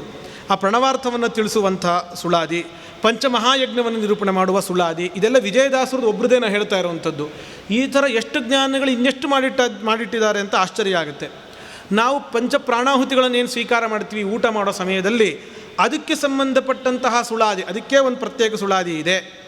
ಇನ್ನೂ ಒಂದು ಶ್ರುತಿಯಲ್ಲಿ ಶೂನ್ಯ ಮುಂಚೆ ಇದ್ದಿದ್ದು ಅಂತ ಮಾತುಗಳೆಲ್ಲ ಬರುತ್ತೆ ಪ್ರಮಾಣಗಳಲ್ಲೆಲ್ಲ. ಶೂನ್ಯ ಅಂತಂದರೆ ಏನು? ಶೂನ್ಯದಿಂದ ಜಗತ್ ಸೃಷ್ಟಿ ಆಗಲಿಕ್ಕೆ ಸಾಧ್ಯ ಇಲ್ವಲ್ಲ. ಅಸದ್ವಾ ಇದಮಗ್ರ ಆಸೀತ್, ಈ ಥರ ಮಾತುಗಳೆಲ್ಲ ವೇದಗಳಲ್ಲೆಲ್ಲ ಬರುತ್ತೆ. ಶೂನ್ಯದಿಂದ ಜಗತ್ ಸೃಷ್ಟಿಯನ್ನು ನಾವು ಒಪ್ಕೊಳ್ಳೋದಿಲ್ಲ. ಅದಕ್ಕೆ ಆಚಾರ್ಯರು ಶೂನ್ಯ ಅಂತಂದರೆ ಅದು ಭಗವಂತನದ್ದೇ ಹೆಸರು, ಅವನನ್ನು ಶೂನ್ಯ ಅಂತ ಹೇಳಿ ಭಗವಂತನನ್ನೇ ಕರೀತಾರೆ ಅಂತ ಹೇಳಿ ಯಾಕೆ ಕರೀತಾರೆ ಅಂತೆಲ್ಲ ಆಚಾರ್ಯ ನಿರೂಪಣೆ ಇದೆ. ಅದನ್ನು ತಿಳಿಸುವಂತಹ ಒಂದು ಸುಳಾದಿಯ ಒಂದು ಭಾಗ ಇದೆ. ತಾರತಮ್ಯವನ್ನು ತಿಳಿಸುವಂಥದ್ದು, ಸರ್ವ ಸಮರ್ಪಣೆಯನ್ನು ಹೇಗೆ ಮಾಡಬೇಕು, ಸಂಕಲ್ಪ ಹೇಗೆ ಮಾಡಬೇಕು, ತೀರ್ಥಕ್ಷೇತ್ರ ಯಾತ್ರೆ ಹೇಗೆ ಮಾಡಬೇಕು, ಹೀಗೆ ನಿಮಗೆ ಒಟ್ಟು ಶಾಸ್ತ್ರದಲ್ಲಿ ಎಲ್ಲೆಲ್ಲಿ ಬೇರೆ ಬೇರೆ ಸ್ಥಳಗಳಲ್ಲಿ ವಿಚಾರಗಳೆಲ್ಲ ಸಿಗುತ್ತೆ ಅದೆಲ್ಲವನ್ನೂ ಕೂಡ ನಾವು ನೋಡಬಹುದು. ಹಾಗಾಗಿ ಯಾರಿಗಾದರೂ ಕೂಡ ನಾವು ಸರ್ವಮೂಲ ಓದೋ ಭಾಗ್ಯ ನಮಗಿಲ್ಲ ಅನ್ನೋ ಬೇಸರ ಏನಾದರೂ ಇತ್ತು ಅಂತಾದರೆ ಅವರು ಇಡೀ ದಾಸ ಸಾಹಿತ್ಯವನ್ನು, ಅದರಲ್ಲೂ ವಿಜಯದಾಸರ ಸುಳಾದಿಯನ್ನು ಆಮೂಲಾಗ್ರವಾಗಿ ಈಗೇನು ಸಿಗುತ್ತೆ ಅಷ್ಟನ್ನು ಓದಿದ್ರೆ ಅವರು ಖಂಡಿತ ತೃಪ್ತಿ ಪಡ್ಕೊಳ್ಬಹುದು. ಎಲ್ಲ ವಿಚಾರಗಳು ಕೂಡ ಅದರಲ್ಲಿ ಬಂದಿರುತ್ತೆ ಅಂಥೇಳಿ ಧೈರ್ಯವಾಗಿ ಹೇಳಬಹುದು. ಅಷ್ಟು ಅದ್ಭುತವಾಗಿದೆ ಆ ಕೃತಿಗಳ ರಚನೆ. ಇಲ್ಲಿ ನಮಗೆ ಈ ಒಂದು ಆಶ್ಚರ್ಯ ನನಗೂ ಬಹಳ ವರ್ಷಗಳಿಂದ ಇದ್ದದ್ದು. ಆದರೆ ಮೊನ್ನೆ ಈ ಒಂದು ಪ್ರವಚನ ನಿಮಿತ್ತವಾಗಿ ನೋಡುವಾಗ ಆ ಒಂದು ಉತ್ತರ ಸಿಕ್ತು. ಬಹಳ ಆಶ್ಚರ್ಯ ಆಯಿತು. ಈ ಪುರಂದರದಾಸರು ಇವರು ಜ್ಞಾನಿಗಳೆಲ್ಲರೂ ಕೂಡ ಬೇಕಾದಷ್ಟು ಈ ಶಾಸ್ತ್ರ ಪ್ರಮೇಯಗಳನ್ನು ನಿರೂಪಣೆ ಮಾಡ್ತಾರೆ. ನಮಗೆ ತುಂಬ ಆಶ್ಚರ್ಯ ಆಗುತ್ತೆ. ಇಂಥ ಅದ್ಭುತವಾದ ಪ್ರಮೇಯವನ್ನು ಹೆಂಗೆ ನಿರೂಪಣೆ ಮಾಡಿದ್ರು? ಅವರ ಜೀವನ ಚರಿತ್ರೆ ನೋಡಿದ್ರೆ ನೀವು ಈ ಜಗನ್ನಾಥದಾಸರು ಅಥವಾ ಕಲ್ಲೂರು ಸುಬ್ಬಣ್ಣಾಚಾರ್ಯರು ಇಂಥವರನ್ನು ಬಿಟ್ಟರೆ ವಿಜಯದಾಸರು, ಗೋಪಾಲದಾಸರು ಇಂಥವರೆಲ್ಲ ಶಾಸ್ತ್ರಾಧ್ಯಯನ ಮಾಡಿದ್ರು. ಇಂಥ ಗುರುಗಳ ಹತ್ರ ಹೋಗಿ ಇಷ್ಟು ವರ್ಷಗಳ ಕಾಲ ಇದ್ದು ಶಾಸ್ತ್ರಾಧ್ಯಯನ ಮಾಡಿದ್ರು ಅಂತ ನಮಗೆ ಇತಿಹಾಸದಲ್ಲಿ ಎಲ್ಲೂ ಉಲ್ಲೇಖ ಸಿಗೋದೇ ಇಲ್ಲ. ಅಂದಮೇಲೆ ಅವರು ಕಿಂಚಿತ್ತೂ ಶಾಸ್ತ್ರಾಧ್ಯಯನ ಮಾಡಿದ ಉಲ್ಲೇಖ ಇಲ್ಲ. ಆದರೆ ಅದ್ಭುತವಾಗಿರುವಂತಹ ನಿರೂಪಣೆ, ಶಾಸ್ತ್ರದ ಸೂಕ್ಷ್ಮ ವಿಚಾರಗಳು. ನಿಮಗೆ ಕೆಲವು ಉದಾಹರಣೆಗಳನ್ನು ಕೊಡ್ತೀನಿ. ಎಂತಹ ಸೂಕ್ಷ್ಮ ವಿಚಾರಗಳನ್ನು ಕೂಡ ನಾವು ಹರಿದಾಸರ ಕೃತಿಗಳಲ್ಲಿ ನೋಡಬಹುದು ಅನ್ನಲಿಕ್ಕೆ ಉದಾಹರಣೆಗಳನ್ನು ಕೊಡ್ತೀನಿ. ಅದನ್ನು ಎಲ್ಲಿ ಅವರು ಅದನ್ನೆಲ್ಲ ತಿಳಿದುಕೊಂಡ್ರು ಅಂಥೇಳಿ ಬಹಳವಾಗಿ ನಮಗೆ ಆಶ್ಚರ್ಯ ಆಗುತ್ತೆ. ಆದರೆ ಒಂದು ಕಡೆ ಇದನ್ನು ನೋಡ್ತಾ ಇರುವಾಗ ಒಂದು ಕಡೆ ಸಿಗುತ್ತು, ವಿಜಯದಾಸರು ತಾವೇ ಹೇಳ್ಕೊಂಡಿದ್ದಾರೆ. ಹಿಂದೆಲ್ಲ ಅದೊಂದು ಪದ್ಧತಿ ಇತ್ತು. ಅವರು ಇನ್ನೊಬ್ಬರನ್ನು ಶಿಷ್ಯರನ್ನಾಗಿ, ಹರಿದಾಸ ಶಿಷ್ಯರನ್ನಾಗಿ ಸ್ವೀಕಾರ ಮಾಡುವಾಗ ಅವರಿಗೆ ಅಂಕಿತ ಪ್ರದಾನ ಮಾಡಬೇಕು. ಅಂಕಿತ ಪ್ರದಾನ ಮಾಡಲಿಕ್ಕೆ ಒಂದು ಕ್ರಮವನ್ನು ವಿಜಯದಾಸರು ನಿರೂಪಣೆ ಮಾಡಿದ್ದಾರೆ. ಅವರಿಗೆ ಹೇಗೆ ಕಾಶಿಯಲ್ಲಿ ಪುರಂದರದಾಸರಿಂದ, ಅಂದರೆ ಆ ರೂಪದಲ್ಲಿರುವ ವೇದವ್ಯಾಸ ದೇವರಿಂದ ಅಂಕಿತ ಪ್ರಾಪ್ತಿ ಆಗುವಾಗ ಹೇಗೆ ಅಂಕಿತ ಪ್ರಾಪ್ತಿ ಆಯಿತು ತನಗೆ, ಇದೆಲ್ಲ ಒಂದು ಶಾಸ್ತ್ರಗ್ರಂಥ ಅಧ್ಯಯನ ಮಾಡಿಸುವಾಗ ಹೇಗೆ ಶಾಂತಿ ಪಾಠವನ್ನೆಲ್ಲ ಹಾಕಿ ಮಾಡಿಸ್ತಾರೋ ಆ ರೀತಿಯಾಗಿ ಅವರು ಅಂಕಿತ ಪ್ರಾಪ್ತಿ ಆಯಿತು ಅಂತ ಅವ್ರು ಹೇಳ್ಕೊಂಡಿದ್ದಾರೆ. ಅದೇ ರೀತಿಯಾಗಿ ಅಂಕಿತವನ್ನು ಇನ್ನೊಬ್ಬರಿಗೆ ಕೊಡಬೇಕು ಅಂತ ಅವರೇ ಅಂಕಿತ ಕೊಡೋ ಕ್ರಮವನ್ನು ತಿಳಿಸ್ತಾರೆ. ಆಗ ದಾಸರೆಲ್ಲರೂ ಕೂಡ ಒಂದು ಅಂಕಿತ ನೀಡುವಾಗ ತಾವು ಒಂದು ಪದ್ಯ ರಚನೆ ಮಾಡಿ ಇಂತಹ ವ್ಯಕ್ತಿಗೆ ಇಂಥ ಒಂದು ಅಂಕಿತ ನಾನು ಕೊಡ್ತಾ ಇದ್ದೀನಿ ಅಂತ ಹೇಳ್ತಾರೆ. ಆ ಥರ ಕೃತಿಗಳನ್ನು ದಾಸರು ರಚನೆ ಮಾಡ್ತಾರೆ. ಹಾಗೆ ಗೋಪಾಲದಾಸರಿಗೆ ಅಂಕಿತ ಪ್ರದಾನ ಮಾಡುವಂತಹ ಒಂದು ಪದ್ಯದಲ್ಲಿ ಅವರು ಹೇಳ್ಕೊಂಡಿದ್ದಾರೆ, ನಾನು ಈ ಶಾಸ್ತ್ರಗಳನ್ನು ಎಡೆಬಿಡದೆ ನಿರಂತರವಾಗಿ ಪುನಃ ಅಭ್ಯಾಸವನ್ನು ಮಾಡಿಸಿ ಅಂತ ಹೇಳ್ತಾರೆ. ಅದನ್ನು ಶ್ರುತಿಶಾಸ್ತ್ರ ಪುರಾಣ ಮಿಕ್ಕಾದ ಗ್ರಂಥಗಳ ಸತತ ಅಭ್ಯಾಸ ಮಾಡಿ ಮಿತಿಯಿಲ್ಲದಲೆ ತೀರ್ಥಯಾತ್ರೆ ದಾನ ನಾನಾ ವ್ರತಗಳನ್ನು ಬಿಡದೆ ಮಾಡಿ ಅಂತ ಹೇಳಿ ಕೊನೆಗೆ ಅಂಕಿತನಾನಿತ್ಯ ನಿನ್ನ ಪ್ರೇರಣೆಯಿಂದ.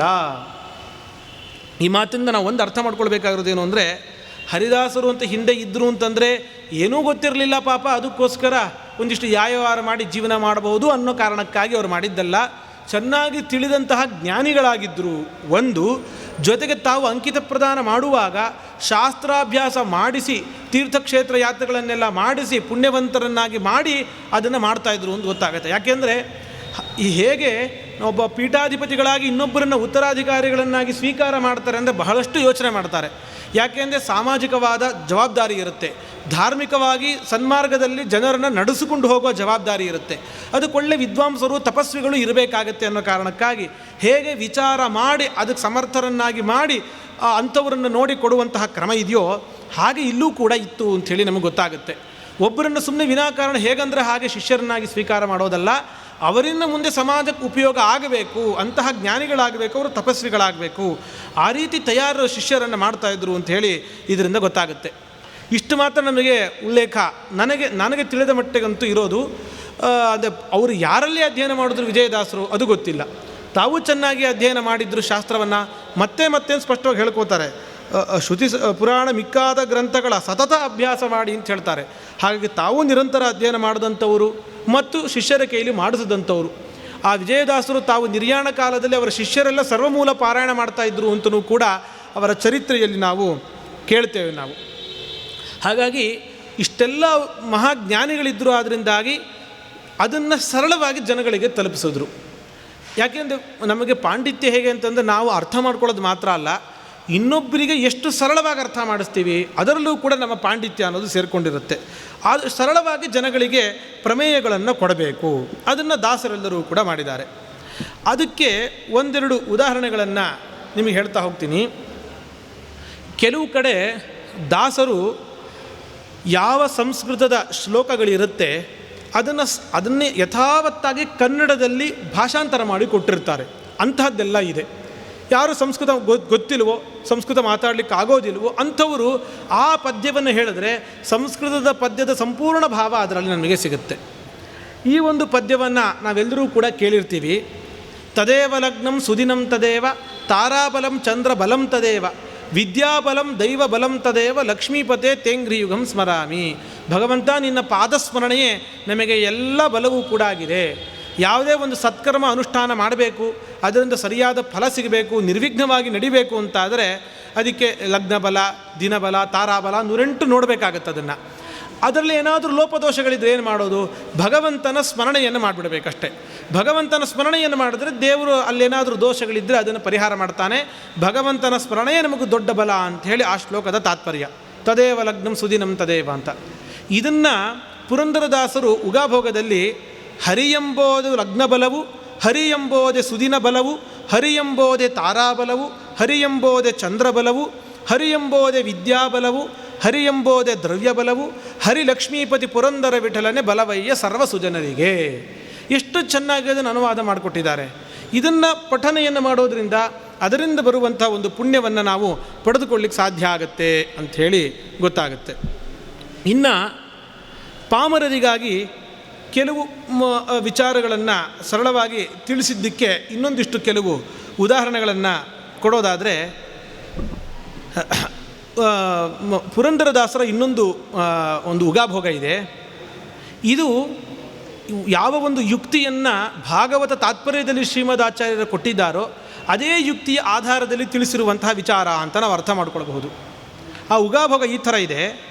ನಿತ್ಯ ಪತಿಭಾವ ಶ್ರೀ ಲಕುಮಿದೇವಿಗಯ್ಯ, ನಿತ್ಯ ಪತ್ನಿಭಾವ ಶ್ರೀ ಲಕುಮಿದೇವಿಗಯ್ಯ, ನಿತ್ಯ ಪುತ್ರಭಾವ ಬೊಮ್ಮ ಪ್ರಾಣರಿಗೆ, ನಿತ್ಯ ಪೌತ್ರಭಾವ ಗರುಡ ಶೇಷ ರುದ್ರರಿಗೆ, ನಿತ್ಯ ಭ್ರಾತೃಭಾವ ಇಂದ್ರಕಾಮ ಆತ್ಮಜೀವರಿಗೆ ಇಂತೆಂದ ಪುರಂದರ ವಿಠಲ. ಈಗ ಭಗವಂತನಿಗೆ ಪತ್ನಿ ಯಾರಾಗ್ತಾರೆ? ನಿತ್ಯ ಪತ್ನಿಭಾವ, ಯಾವತ್ತಿಗೂ ಎಡಬಿಡದೆ ನಿಯಮೇನ ಪರಮಾತ್ಮನಿಗೆ ಪತ್ನಿತ್ವ ಅಂತಂದರೆ ಅದು ಲಕ್ಷ್ಮೀದೇವಿಗೆ ಇರೋದು. ಷಣ್ಮಹಿಷಿಯರಿಗೆ ಇದೆ ಅಂತಂದರೆ ಲಕ್ಷ್ಮೀ ಸನ್ನಿಧಾನದಿಂದಾಗಿಯೇ ಇರುತ್ತೆ. ನಿತ್ಯ ಪುತ್ರ ಭಾವ, ಭಗವಂತನ ಮಗ ಅಂತ ಆಗೋದಾದರೆ ನಿಯಮೇನ ಇರೋದು ಯಾರಿಗೆ ಅಂತಂದರೆ ಅದು ಬೊಮ್ಮ ಪ್ರಾಣರಿಗೆ, ಚತುರ್ಮುಖ ಬ್ರಹ್ಮದೇವರಿಗೆ, ಮುಖ್ಯ ಪ್ರಾಣದೇವರಿಗೆ. ಅವತಾರ ಸಮಯದಲ್ಲಿ ಬೇರೆಯವರು ಕೂಡ ಭಗವಂತನ ಮಕ್ಕಳಾಗಿ ಎಲ್ಲ ಅವತಾರ ಮಾಡ್ತಾರೆ, ಹುಟ್ಟುವಂಥ ಅವಕಾಶ ಇದೆ. ಅದೇ ನಿಯತ ಅಲ್ಲ ಅದು. ಇನ್ನು ನಿತ್ಯ ಪೌತ್ರ ಭಾವ ಗರುಡ ಶೇಷ ರುದ್ರರಿಗೆ ಮೊಮ್ಮಕ್ಕಳು ನಿಯಮೇನ. ನಿತ್ಯ ಭೃತ್ಯ ಭಾವ, ಯಾವಾಗಲೂ ಸೇವಕರು, ದಾಸ್ಯ ಭಾವ ಎಲ್ಲರಿಗೂ ನಿಯಮೇನ ಇದೆ ಅಂತಂದರೆ ಅದು ಇಂದ್ರ ಕಾಮ ಆತ್ಮ ಸಕಲ ಜೀವರಿಗೆ, ಎಲ್ಲರೂ ಮಿಕ್ಕೆಲ್ಲರಿಗೂ ಕೂಡ ಭಗವಂತನ ಭೃತ್ಯ ಭಾವ ತೀರ್ಮಾನ ಅನ್ನುವಂತಹ ಮಾತನ್ನು ಹೇಳ್ತಾರೆ. ಇದಕ್ಕೆ ಮೂಲವಾಗಿ ನಾವು ಭಾಗವತ ತಾತ್ಪರ್ಯದಲ್ಲಿ ಈ ಜಡಭರತ ಉಪಾಖ್ಯಾನದ ಸಂದರ್ಭದಲ್ಲಿ ನೋಡಬಹುದು. ನಾವು ಈ ಜಡಭರತರ ಕಥೆಯನ್ನು ನೀವು ಕೇಳೇ ಇರ್ತೀರಿ.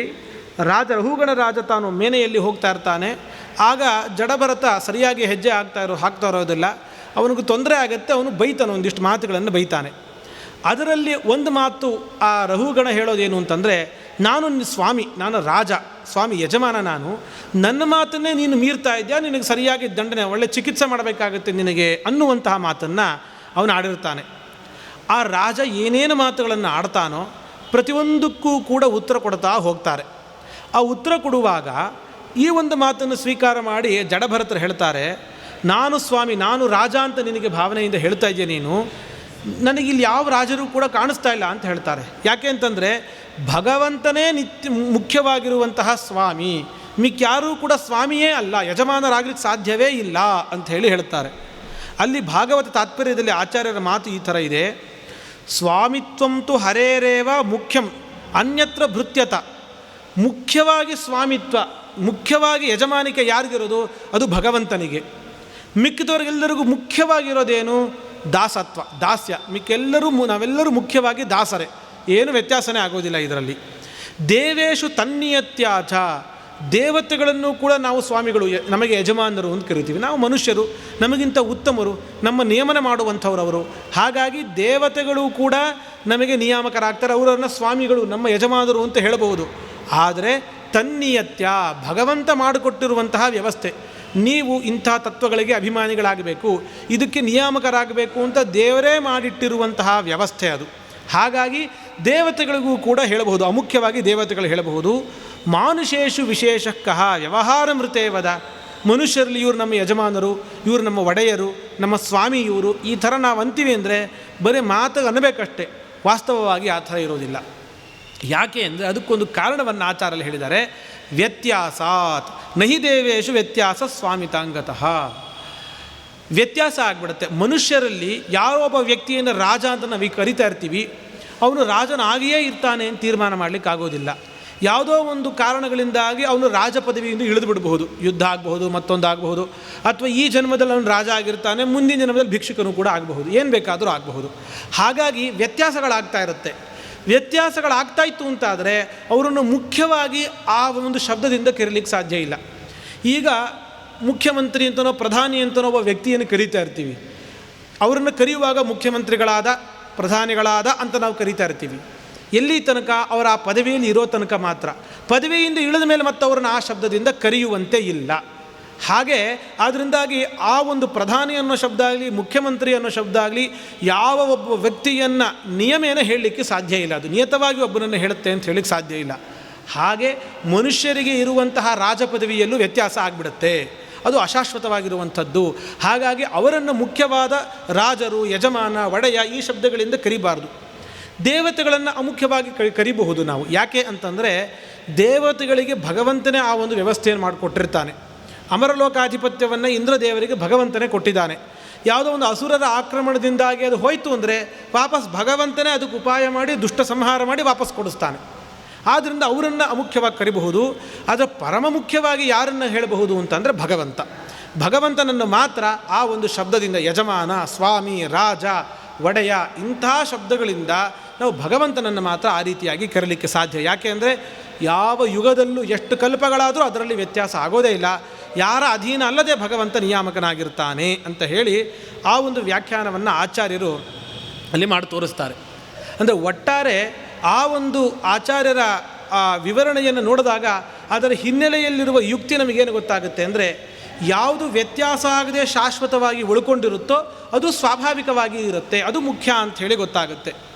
ಆ ಒಂದು ಯುಕ್ತಿಯನ್ನು ಇಟ್ಟುಕೊಂಡು ಅದರ ಹಿನ್ನೆಲೆಯಲ್ಲಿ ನಾವು ಇದನ್ನು ನೋಡಿದಾಗ ನಿತ್ಯ ಪತಿಭಾವ ಪತ್ನಿಭಾವ ಶ್ರೀ ಲಕುಮಿ ದೇವಿಗಯ್ಯ ಪತ್ನಿತ್ವ ಅಂತನ್ನೋದು ಭಗವಂತನ ಪತ್ನಿ. ಈ ಶಬ್ದವನ್ನು ಮುಖ್ಯವಾಗಿ ಯಾರಿಗೆ ಹೇಳ್ಬೋದು? ಲಕ್ಷ್ಮೀದೇವಿಗೆ ಮಾತ್ರ, ಬೇರೆ ಯಾರಿಗೂ ಹೇಳಲಿಕ್ಕೆ ಸಾಧ್ಯ ಆಗೋದೇ ಇಲ್ಲ. ಅಲ್ಲ, ಇವರೆಲ್ಲ ಇದ್ದಾರಲ್ಲ ಆ ಷಣ್ಮಹಿಷಿಯರು, ಅವರು ಭಗವಂತನನ್ನು ಬಿಟ್ಟು ಬೇರೆ ಯಾರನ್ನು ಮದುವೆ ಮಾಡ್ಕೊಳ್ಳೋದೇ ಇಲ್ಲ. ಬೇರೆ ಯಾರೋ ಗೋಪಿಕಾ ಸ್ತ್ರೀಯರು ಅಂತಂದರೆ ಅವ್ರು ಬೇರೆ ಗಂಡಂದರು ಇದ್ದರು ಅದೆಲ್ಲ ಹೇಳಬಹುದು. ಆದರೆ ಷಣ್ಮಹಿಷಿಯರಿಗಂತೂ ಕೂಡ ಭಗವಂತ ಬಿಟ್ಟು ಇನ್ಯಾರೂ ಕೂಡ ಪತಿ ಆಗಲಿಕ್ಕೆ ಸಾಧ್ಯನೇ ಇಲ್ವಲ್ಲ ಅಂತಂದರೆ ಹಾಗಲ್ಲ. ಪತ್ನಿ ಭಾವ ಅಂತಂದರೆ ಜೊತೆಗೇ ಇರಬೇಕು. ಅವ್ರಿಗೆ ಆ ಥರ ಅಲ್ಲ. ಲಕ್ಷ್ಮೀದೇವಿ ನಿತ್ಯ ಅವಿಯೋಗಿನಿ, ಅವಳಿಗೆ ಭಗವಂತನೊಂದಿಗೆ ವಿಯೋಗ ಅಂತಿಲ್ಲೇ ಇಲ್ಲ. ಈ ಭಗವಂತನೊಂದಿಗೆ ಮದುವೆ ಆಗಿದ್ದು ಮಾಡಿದ್ದು ಎಲ್ಲ ವಿಡಂಬನೆಯೇ ಹೊರತು ನಿತ್ಯವಾಗಿ ಭಗವಂತನ ಜೊತೆಗೆ ಇರ್ತಾಳೆ ಲಕ್ಷ್ಮೀದೇವಿ. ಅಂತಹ ಭಾಗ್ಯ ಷಣ್ಮಹಿಷಿಯರಿಗೂ ಕೂಡ ಇರೋದಿಲ್ಲ. ಅವರಿಗೆ ಅವತಾರ ಮಾಡಿದಾಗ ಒಂದು ಎಷ್ಟು ವರ್ಷಗಳ ಆದಮೇಲೆ ಸ್ವಯಂವರನೋ ಏನೋ ಆಗಿ ಆನಂತರ ಮದುವೆ ಆಗುತ್ತಷ್ಟೆ. ಅಲ್ಲಿ ತನಕ ವಿಯೋಗ ಅಂತೂ ಇದ್ದೇ ಇರುತ್ತೆ. ಆ ಥರ ಇರೋದಿಲ್ಲ. ಹಾಗಾಗಿ ನಿಯತವಾಗಿ ವ್ಯತ್ಯಾಸವೇ ಆಗದೆ ಇರುವಂಥದ್ದು ಲಕ್ಷ್ಮೀದೇವಿಗೆ. ನಿತ್ಯ ಪುತ್ರಭಾವ ಬೊಮ್ಮ ಪ್ರಾಣರಿಗೆ. ಬೇರೆ ದೇವತೆಗಳು ಭಗವಂತನ ಅವತಾರದಲ್ಲಿ ಭಗವಂತನ ಮಕ್ಕಳಾಗಿರ್ತಾರೆ. ಮತ್ತು ಆ ಜನ್ಮ ಬಿಟ್ಟು ಹಿಂದಿನ ಜನ್ಮ ಮುಂದಿನ ಜನ್ಮದಲ್ಲಿ ಭಗವಂತನ ಮಕ್ಕಳಾಗಿರೋದಿಲ್ಲ. ಆದರೆ ಮುಖ್ಯ ಪ್ರಾಣದೇವರು ಮತ್ತು ಚತುರ್ಮುಖ ಬ್ರಹ್ಮದೇವರು ಅವರು ನಿತ್ಯವಾಗಿಯೂ ಕೂಡ ಭಗವಂತನ ವ್ಯತ್ಯಾಸವೇ ಇಲ್ಲದೇ ಇರುವಂತೆ ಭಗವಂತನ ಮಕ್ಕಳಾಗ್ತಾರೆ.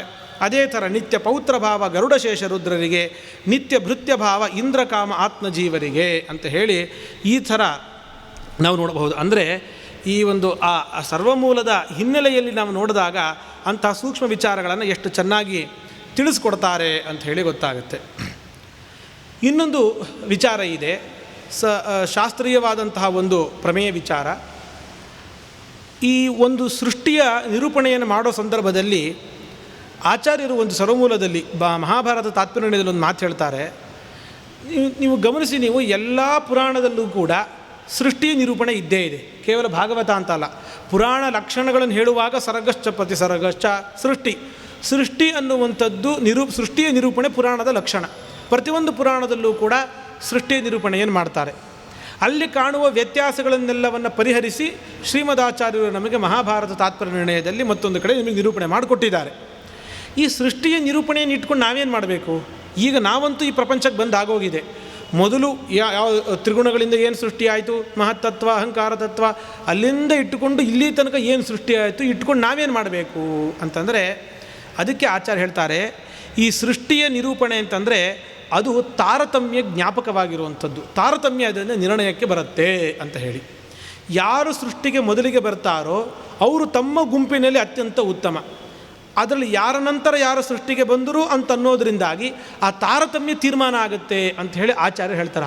ಹಾಗಾಗಿ ನಾವು ಸೃಷ್ಟಿಯನ್ನು ತಿಳ್ಕೊಳ್ಳೋದು ಬಹಳ ಮುಖ್ಯ ಆಗುತ್ತೆ. ಆಯಾ ಗುಂಪಿನಲ್ಲಿ ಈಗ ದೇವರು ಜೀವರನ್ನೆಲ್ಲ ಮೊದಲಿಗೆ ಸೃಷ್ಟಿ ಮಾಡ್ತಾನೆ, ಪ್ರಕೃತಿಯನ್ನು ಮೊದಲಿಗೆ ಆಮೇಲೆ ಪ್ರಕೃತಿ ಸೃಷ್ಟಿ ಮಾಡ್ತಾನೆ, ವರ್ಣಗಳನ್ನು ಸೃಷ್ಟಿ ಮಾಡ್ತಾನೆ. ಹೀಗೆ ಬೇರೆ ಬೇರೆ ಸೃಷ್ಟಿಗಳೆಲ್ಲ ಆಗ್ತಾ ಹೋಗ್ತಾ ಇರುತ್ತೆ.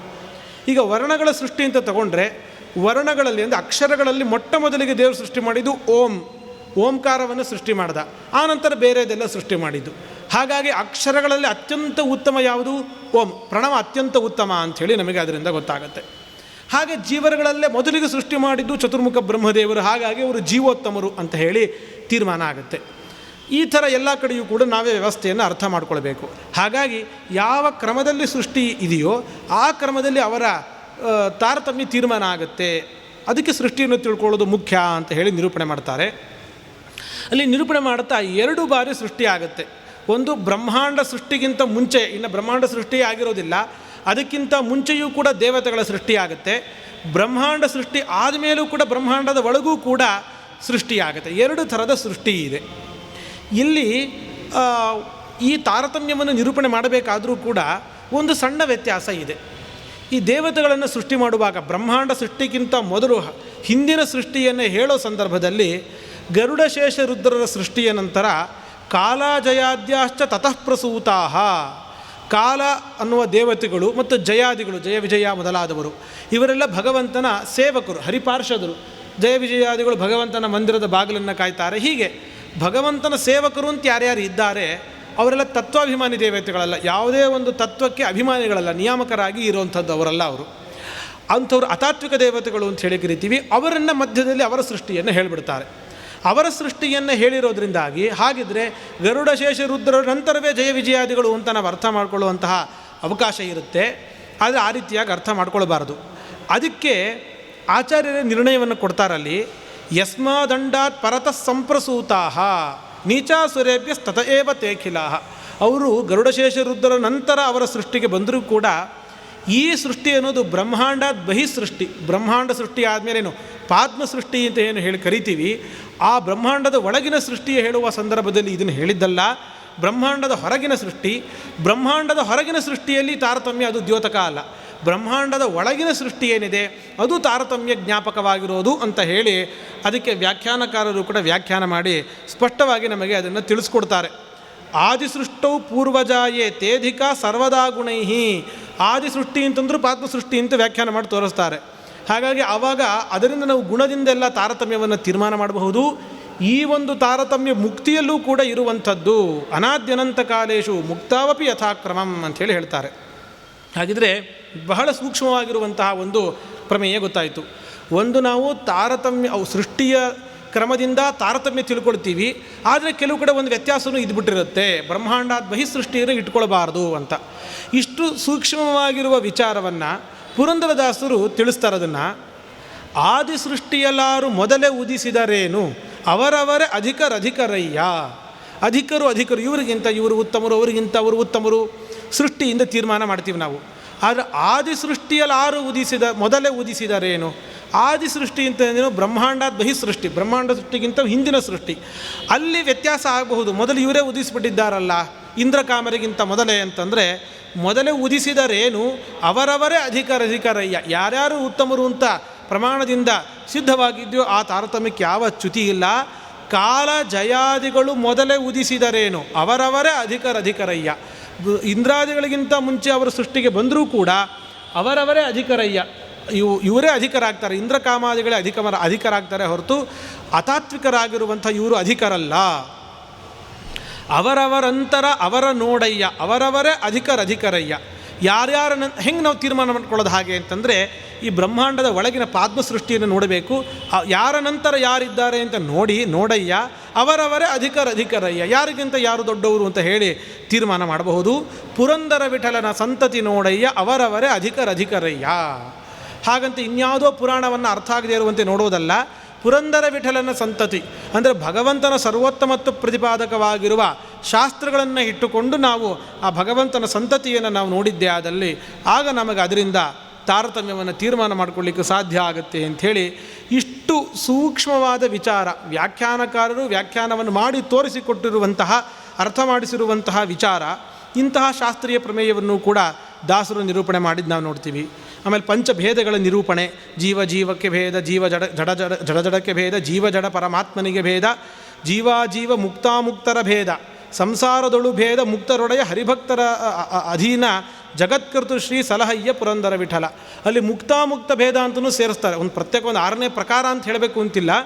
ಮುಕ್ತಿಯಲ್ಲೂ ಕೂಡ ಭೇದ ಇದೆ ಎನ್ನುವಂತಹ ಶ್ರೀಮದಾಚಾರ್ಯರ ಪ್ರಮೇಯವನ್ನು ತಿಳಿಸ್ಲಿಕ್ಕೋಸ್ಕರವಾಗಿ ಮುಕ್ತಾಮುಕ್ತರ ಭೇದ, ಮುಕ್ತಿಯಲ್ಲೂ ಕೂಡ ಭೇದ ಅನ್ನುವಂಥದ್ದು, ತಾರತಮ್ಯ ಅನ್ನುವಂಥದ್ದು ನಿಯತವಾಗಿ ಇರುತ್ತೆ ಅನ್ನುವಂತಹ ವಿಚಾರವನ್ನು ಅಲ್ಲಿ ತಿಳಿಸ್ತಾರೆ. ಇನ್ನು ನಮ್ಮ ಅನುಷ್ಠಾನಕ್ಕೆ ಸಂಬಂಧಪಟ್ಟಂತಹ ಕೆಲವೊಂದಿಷ್ಟು ವಿಚಾರಗಳನ್ನು ನಾವು ದಾಸರ ಕೃತಿಗಳಲ್ಲೂ ಕೂಡ ನೋಡ್ತೀವಿ. ನಾವು ಅಲ್ಲಿ ನಾವು ಜಪವನ್ನು ಮಾಡಬೇಕು. ನೋಡಿ, ಇಲ್ಲಿ ಏನೇನಿದೆ ಈ ಎಲ್ಲದಕ್ಕೂ ಕೂಡ ಸಂಸ್ಕೃತ ಗ್ರಂಥದ ಅಂದರೆ ಶಾಸ್ತ್ರ ಗ್ರಂಥದ ಪ್ರಮಾಣಗಳಿವೆ. ಆ ಸಮಯ ಇಲ್ಲ ಅನ್ನೋ ಕಾರಣಕ್ಕೆ ನಾವು ಆ ಶ್ಲೋಕಗಳನ್ನು ಎಲ್ಲವನ್ನೂ ಕೂಡ ಹೇಳೋದಿಲ್ಲ. ಅದೆಲ್ಲವನ್ನೂ ಕೂಡ ಯಥಾವತ್ತಾಗಿ ಕನ್ನಡದಲ್ಲಿ ಭಾವಾನುವಾದ ಮಾಡಿ ಇಟ್ಟಿದ್ದಾರೆ. ನಾವು ಹೇಗೆ ನಾವು ಜಪವನ್ನು ಮಾಡಬೇಕು, ಜಪಮಣಿಯನ್ನು ಉಪಯೋಗಿಸ್ಕೊಂಡು ನಾವು ಜಪ ಮಾಡ್ತೀವಿ. ನಾವು ಆ ಜಪಮಣಿಯನ್ನು ಎಣಿಸುವಂತಹ ಕ್ರಮ ಹೇಗೆ? ಸಾಮಾನ್ಯವಾಗಿ ಫೋಟೋಗಳಲ್ಲಿ ನೋಡಿರ್ತೀವಿ, ಇಲ್ಲಿ ಹೀಗೆ ಹಾಕೊಂಡ್ಬಿಟ್ಟಿರ್ತಾರೆ, ಅದನ್ನು ಹೀಗೆ ಎಣಿಸ್ತಾ ಹೋಗ್ತಾರೆ ಅಂತ. ಆ ಥರ ಜಪವನ್ನು ಮಾಡೋದಲ್ಲ.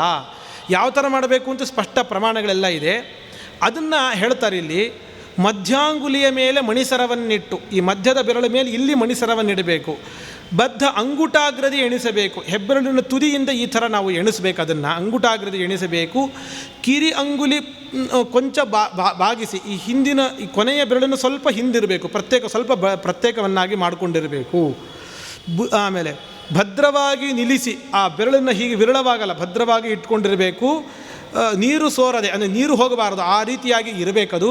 ಬುದ್ಧಿಪೂರ್ವಕದಿಂದ ಭಗವಂತನ ಚಿಂತನೆಯನ್ನು ಮಾಡ್ತಾ, ಅರ್ಥಚಿಂತನೆಯನ್ನು ಮಾಡ್ತಾ, ಮುದ್ದು ಮೂರುತಿ ನಮ್ಮ ಪುರಂದರ ವಿಠಲನ ಯಾವುದೆಂದು ನೋಡುವ ಬಗೆ ಕಾಣಲೇಬೇಕು ಅಂತ ಹೇಳಿ ಹೇಗೆ ಜಪ ಮಾಡಬೇಕು ಇಂಥ ವಿಚಾರಗಳನ್ನು ತಿಳಿಸ್ತಾರೆ. ಮತ್ತಿನ್ನು ಸಂಧ್ಯಾವಂದನೆಯನ್ನು ಮಾಡುವಾಗ ಸಂಧ್ಯಾವಂದನೆಯಲ್ಲಿ ಒಂದು ತಾರತಮ್ಯ ಇದೆ ಅಂತ ಹೇಳ್ತಾರೆ. ಯಾವ ಸಮಯಕ್ಕೆ ಮಾಡ್ತೀವಿ? ಸಂಧ್ಯಾವಂದನೆಗೆ ಸಮಯ ಇದೆ. ಉತ್ತಮ ತಾರಕೋಪೇತ, ಮಧ್ಯಮ ಲುಪ್ತ ತಾರಕ, ಅಧಮ ಸೂರ್ಯ ಸಹಿತ, ಪ್ರಾತಃ ಸಂಧ್ಯಾ ತ್ರಿಧಾ ಸ್ಮೃತ. ಪ್ರಾತಃ ಕಾಲದ ಸಂಧ್ಯಾವಂದನೆ 3 ಥರ ಇದೆ. ಉತ್ತಮವಾಗಿರುವ ಸಂಧ್ಯಾವಂದನೆ ಅಂತಂದರೆ ಇನ್ನೂ ನಕ್ಷತ್ರಗಳು ಸ್ಪಷ್ಟವಾಗಿ ಕಾಣಿಸ್ತಾ ಇರಬೇಕು, ಆವಾಗಲೇ ಸಂಧ್ಯಾವಂದನೆ ಆರಂಭ ಆಗಿರಬೇಕು. ಅದು ಆವಾಗಲೇ ಸಂಧ್ಯಾವಂದನೆ ಆರಂಭ ಮಾಡಿದ್ದೀವಿ ಅಂದರೆ ಉತ್ತಮವಾದಂತಹ ಸಂಧ್ಯಾವಂದನೆ. ಮಧ್ಯಮ ಲುಪ್ತ ತಾರಕ, ಇಲ್ಲ ನಕ್ಷತ್ರಗಳು ಕಾಣಿಸ್ತಾ ಇಲ್ಲ, ಸ್ವಲ್ಪ ಬೆಳಕಾಗಿದೆ ಅಂತಂದರೆ ಅಂತಹ ಸಮಯದಲ್ಲಿ ಮಾಡುವ ಸಂಧ್ಯಾವಂದನೆ ಮಧ್ಯಮ ಅಂತ ಕರೆಸ್ಕೊಳ್ಳುತ್ತೆ. ಅಧಮ ಸೂರ್ಯ ಸಹಿತ, ಸೂರ್ಯೋದಯ ಆಗಿಬಿಟ್ಟಿದೆ, ಸೂರ್ಯ ಕಾಣಿಸ್ತಾ ಇದ್ದಾನೆ ಅಂತಂದರೆ ಅಧಮವಾಗಿರುವಂತಹ ಸಂಧ್ಯಾವಂದನೆ ಆಗುತ್ತೆ ಅಂತ ಹೇಳಿ ಹೀಗೆ ಪ್ರಮಾಣ ಶ್ಲೋಕ ಇದೆ. ಅದನ್ನು ಯಥಾವತ್ತು ಕನ್ನಡದಲ್ಲಿ ನಮಗೆ ತಿಳಿಸ್ಕೊಡ್ತಾರೆ. ನಕ್ಷತ್ರ ಸೂಸಿ ಕಂಡರೆ ನರಗೆ ಉತ್ತಮ ಸಂಧ್ಯಾ. ನಕ್ಷತ್ರ 1-2 ಕಂಡರೆ, ಅಂದರೆ ಸ್ವಲ್ಪ ನಕ್ಷತ್ರ ಕಾಣಿಸ್ತಾರೆ, ಅದು ಕಡಿಮೆ ಆಗಿದೆ ಅಂತಂದರೆ ನರಗೆ ಮಧ್ಯಮ ಸಂಧ್ಯಾ. ನಕ್ಷತ್ರ ದೂರ ಕಾಣದ ನರಗೆ ಅಧಮ ಸಂಧ್ಯಾ. ನಕ್ಷತ್ರ ಬಿಟ್ಟರೆ ನಾರಾಯಣ ಪುರಂದರ ವಿಠಲ ಬಿಡುವ ಅಂತ ಹೇಳಿ ತಮ್ಮ ಕೃತಿಯಲ್ಲಿ ಇದನ್ನು ತಿಳಿಸ್ತಾರೆ. ಆಮೇಲೆ ಪ್ರಾತಃ ಕಾಲದಲ್ಲಿ ಹೇಗೆ ಗಾಯತ್ರಿ ಜಪ ಮಾಡುವಾಗ ಉದಯ ಕಾಲದ ಜಪ ನಾಭಿಗೆ ಸರಿಯಾಗಿ, ಹೃದಯಕ್ಕೆ ಸರಿಯಾಗಿ, ಮಧ್ಯಾಹ್ನದಿ ವದನಕ್ಕೆ ಸಮನಾಗಿ, ಸಾಯಂಕಾಲಕ್ಕೆ ನಿತ್ಯ ಪದುಮನಾಭ ತಂದೆ ಪುರಂದರ ವಿಠಲಗೆ ಇದೇ ಗಾಯತ್ರಿ ಎಂದು ಜಪಿಸಬೇಕು ಅಂತ ಹೇಳಿ ಈ ಥರ ಅನುಷ್ಠಾನಕ್ಕೆ ಸಂಬಂಧಪಟ್ಟಿರುವಂತಹ ಬಹಳಷ್ಟು ವಿಚಾರಗಳನ್ನು ಅಲ್ಲೆಲ್ಲ ತಿಳಿಸ್ತಾರೆ. ಮತ್ತು ಇನ್ನೊಂದು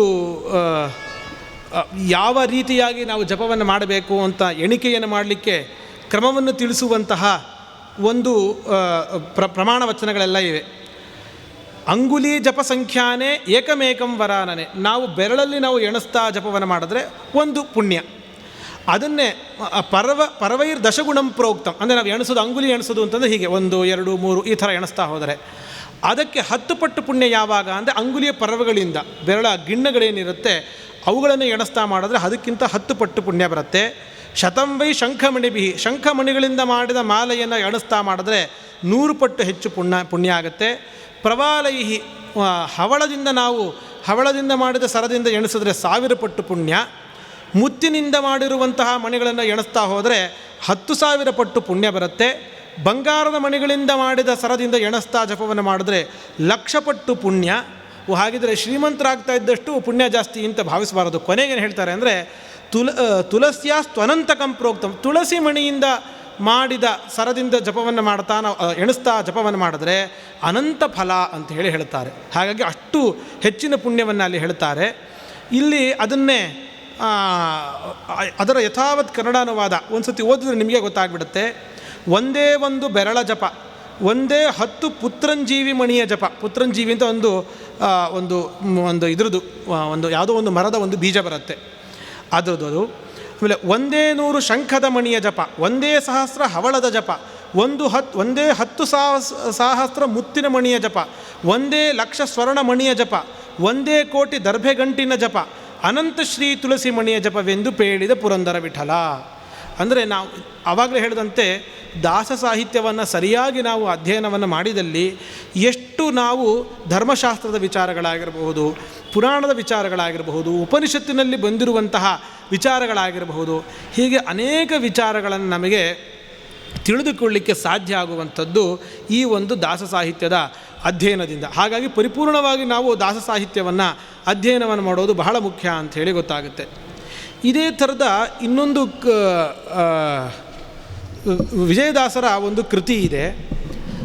ಅವರು ಸುಳಾದಿಗಳನ್ನು ಬರೆಯೋದಲ್ಲಿ ಅತ್ಯಂತ ಪ್ರಸಿದ್ಧರು. ಅವರು ಒಂದು ಸುಳಾದಿಯನ್ನು ಪೂರ್ತಿ ತುಳಸಿಗಾಗಿಯೇ ಮೀಸಲಾಗಿ ಇಟ್ಟಿದ್ದಾರೆ. ತುಳಸಿಯ ಉಪಾಸನೆಯನ್ನು ನಾವು ಹೇಗೆ ಮಾಡಬೇಕು, ತುಳಸಿಯನ್ನು ಬಿಡಿಸ್ಕೊಳ್ಳೋದಾಗಿರಬಹುದು, ಅರ್ಚನೆ ಮಾಡೋದಾಗಿರಬಹುದು, ಒಟ್ಟು ತುಳಸಿ ಅಂತನ್ನೋದಕ್ಕೆ ಸಂಬಂಧಪಟ್ಟದ್ದು ನಿಮಗೆ ಏನೇನು ವಿಚಾರಗಳು ಬೇಕೋ, ಏನೇನು ಧರ್ಮಶಾಸ್ತ್ರಗಳಲ್ಲಿ ಸಿಗುತ್ತೋ ಅದೆಲ್ಲ ವಿಚಾರಗಳನ್ನು ಒಂದೇ ಕಡೆ ಅವರು ನಿರೂಪಣೆ ಮಾಡಿದ್ದಾರೆ. ಅಲ್ಲಿ ನಾವು ಯನ್ಮೂಲೆ ಸರ್ವತೀರ್ಥಾನಿ ಯನ್ಮಧ್ಯೆ ಸರ್ವದೇವತಃ ಯದಗ್ರೆ ಸರ್ವವೇದಾಚ ತುಳಸಿತ್ವಾಂ ನಮಾಮ್ಯಹಂ ಅಂತ ಹೇಳ್ತೀವಿ. ಮೂಲದಲ್ಲಿ ಸರ್ವತೀರ್ಥಗಳುಂಟು ತನ್ಮಧ್ಯೆ ಅಂಥೇಳಿ ಈ ಥರ ಅದೆಲ್ಲ ವಿಚಾರಗಳನ್ನು ನಿರೂಪಣೆ ಮಾಡ್ತಾರೆ.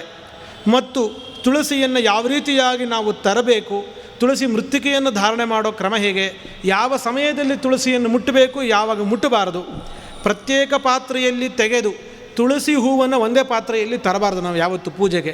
ಯಾಕೆಂದರೆ ಹೂವನ್ನು ಪ್ರೋಕ್ಷಣೆ ಮಾಡಿಯೋ ನೀರು ಹಾಕಿಯೋನೇ ನಾವು ಪೂಜೆ ಮಾಡಬೇಕು. ತುಳಸಿಯನ್ನು ಪ್ರೋಕ್ಷಣೆ ಮಾಡದೇ ಉಪಯೋಗಿಸಬೇಕಾಗತ್ತೆ.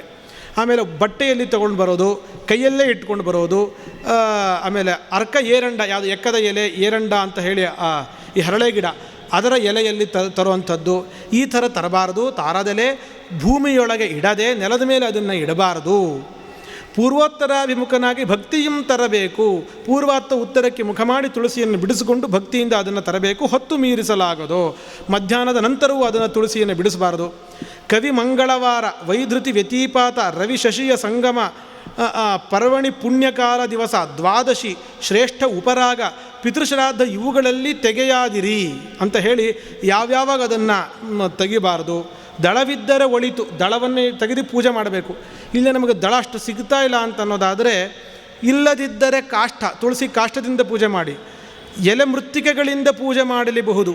ತುಳಸಿ ನಿರ್ಮಾಲ್ಯವಾದರೂ ತ್ರಿವಾರದಲ್ಲಿ ತೊಳೆದು ಏರಿಸಬಹುದು.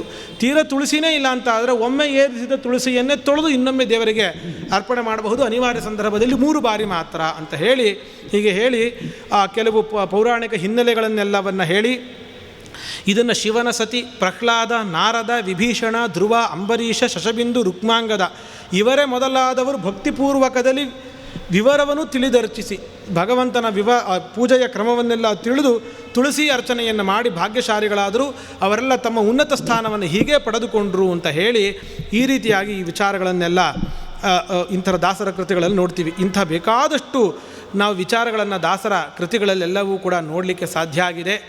ಇದೆಲ್ಲ ಒಂದು ದೊಡ್ಡ ಕ್ರಾಂತಿ ಅಂತಲೇ ಹೇಳಬಹುದು. ಪಾಮರರಿಗೆ ಅಂತ ಮಾಡಿಕೊಟ್ಟಿರುವಂತಹ ಈ ವಿಚಾರಗಳನ್ನು ನೋಡಿದ್ರೆ ಎಲ್ಲ ಒಂದು ತಿಳುವಳಿಕೆಯನ್ನು ಪಡೆದುಕೊಳ್ಳಲಿಕ್ಕೆ ಸಾಧ್ಯ ಆಗುತ್ತೆ ಅಂಥೇಳಿ ನಮಗೆ ಗೊತ್ತಾಗುತ್ತೆ. ಇನ್ನೊಂದು ವಿಧವಾಗಿರುವಂತಹ ಅವರು ದೊಡ್ಡದೊಂದು ಬದಲಾವಣೆಯನ್ನು ತಂದದ್ದು ಸಾಹಿತ್ಯ, ಒಂದು ಆ ದಾಸರ ಗ್ರಂಥಗಳನ್ನು ಒಂದು ಸಾಹಿತ್ಯ ದೃಷ್ಟಿಯಿಂದ ನೋಡಿದ್ರೆ ಮತ್ತು ಅವರ ನಡೆಯಲ್ಲಿ ಹೇಗೆ ಅವರು ಅನೇಕ ಒಂದು ವ್ಯತ್ಯಾಸಗಳನ್ನು ತಂದರು ಅಂತನ್ನೋದನ್ನು ಕೂಡ ಆ ಒಂದು ಭಾಗವನ್ನು ನಾಳಿನ ಪ್ರವಚನದಲ್ಲಿ ನೋಡೋಣ ಅಂತ ಹೇಳ್ತಾ ಇವತ್ತಿನ ಪ್ರವಚನ ಮುಗಿಸ್ತಾ ಇದ್ದೀನಿ. ಶ್ರೀಕೃಷ್ಣ ಅರ್ಪಣಮಸ್ತು.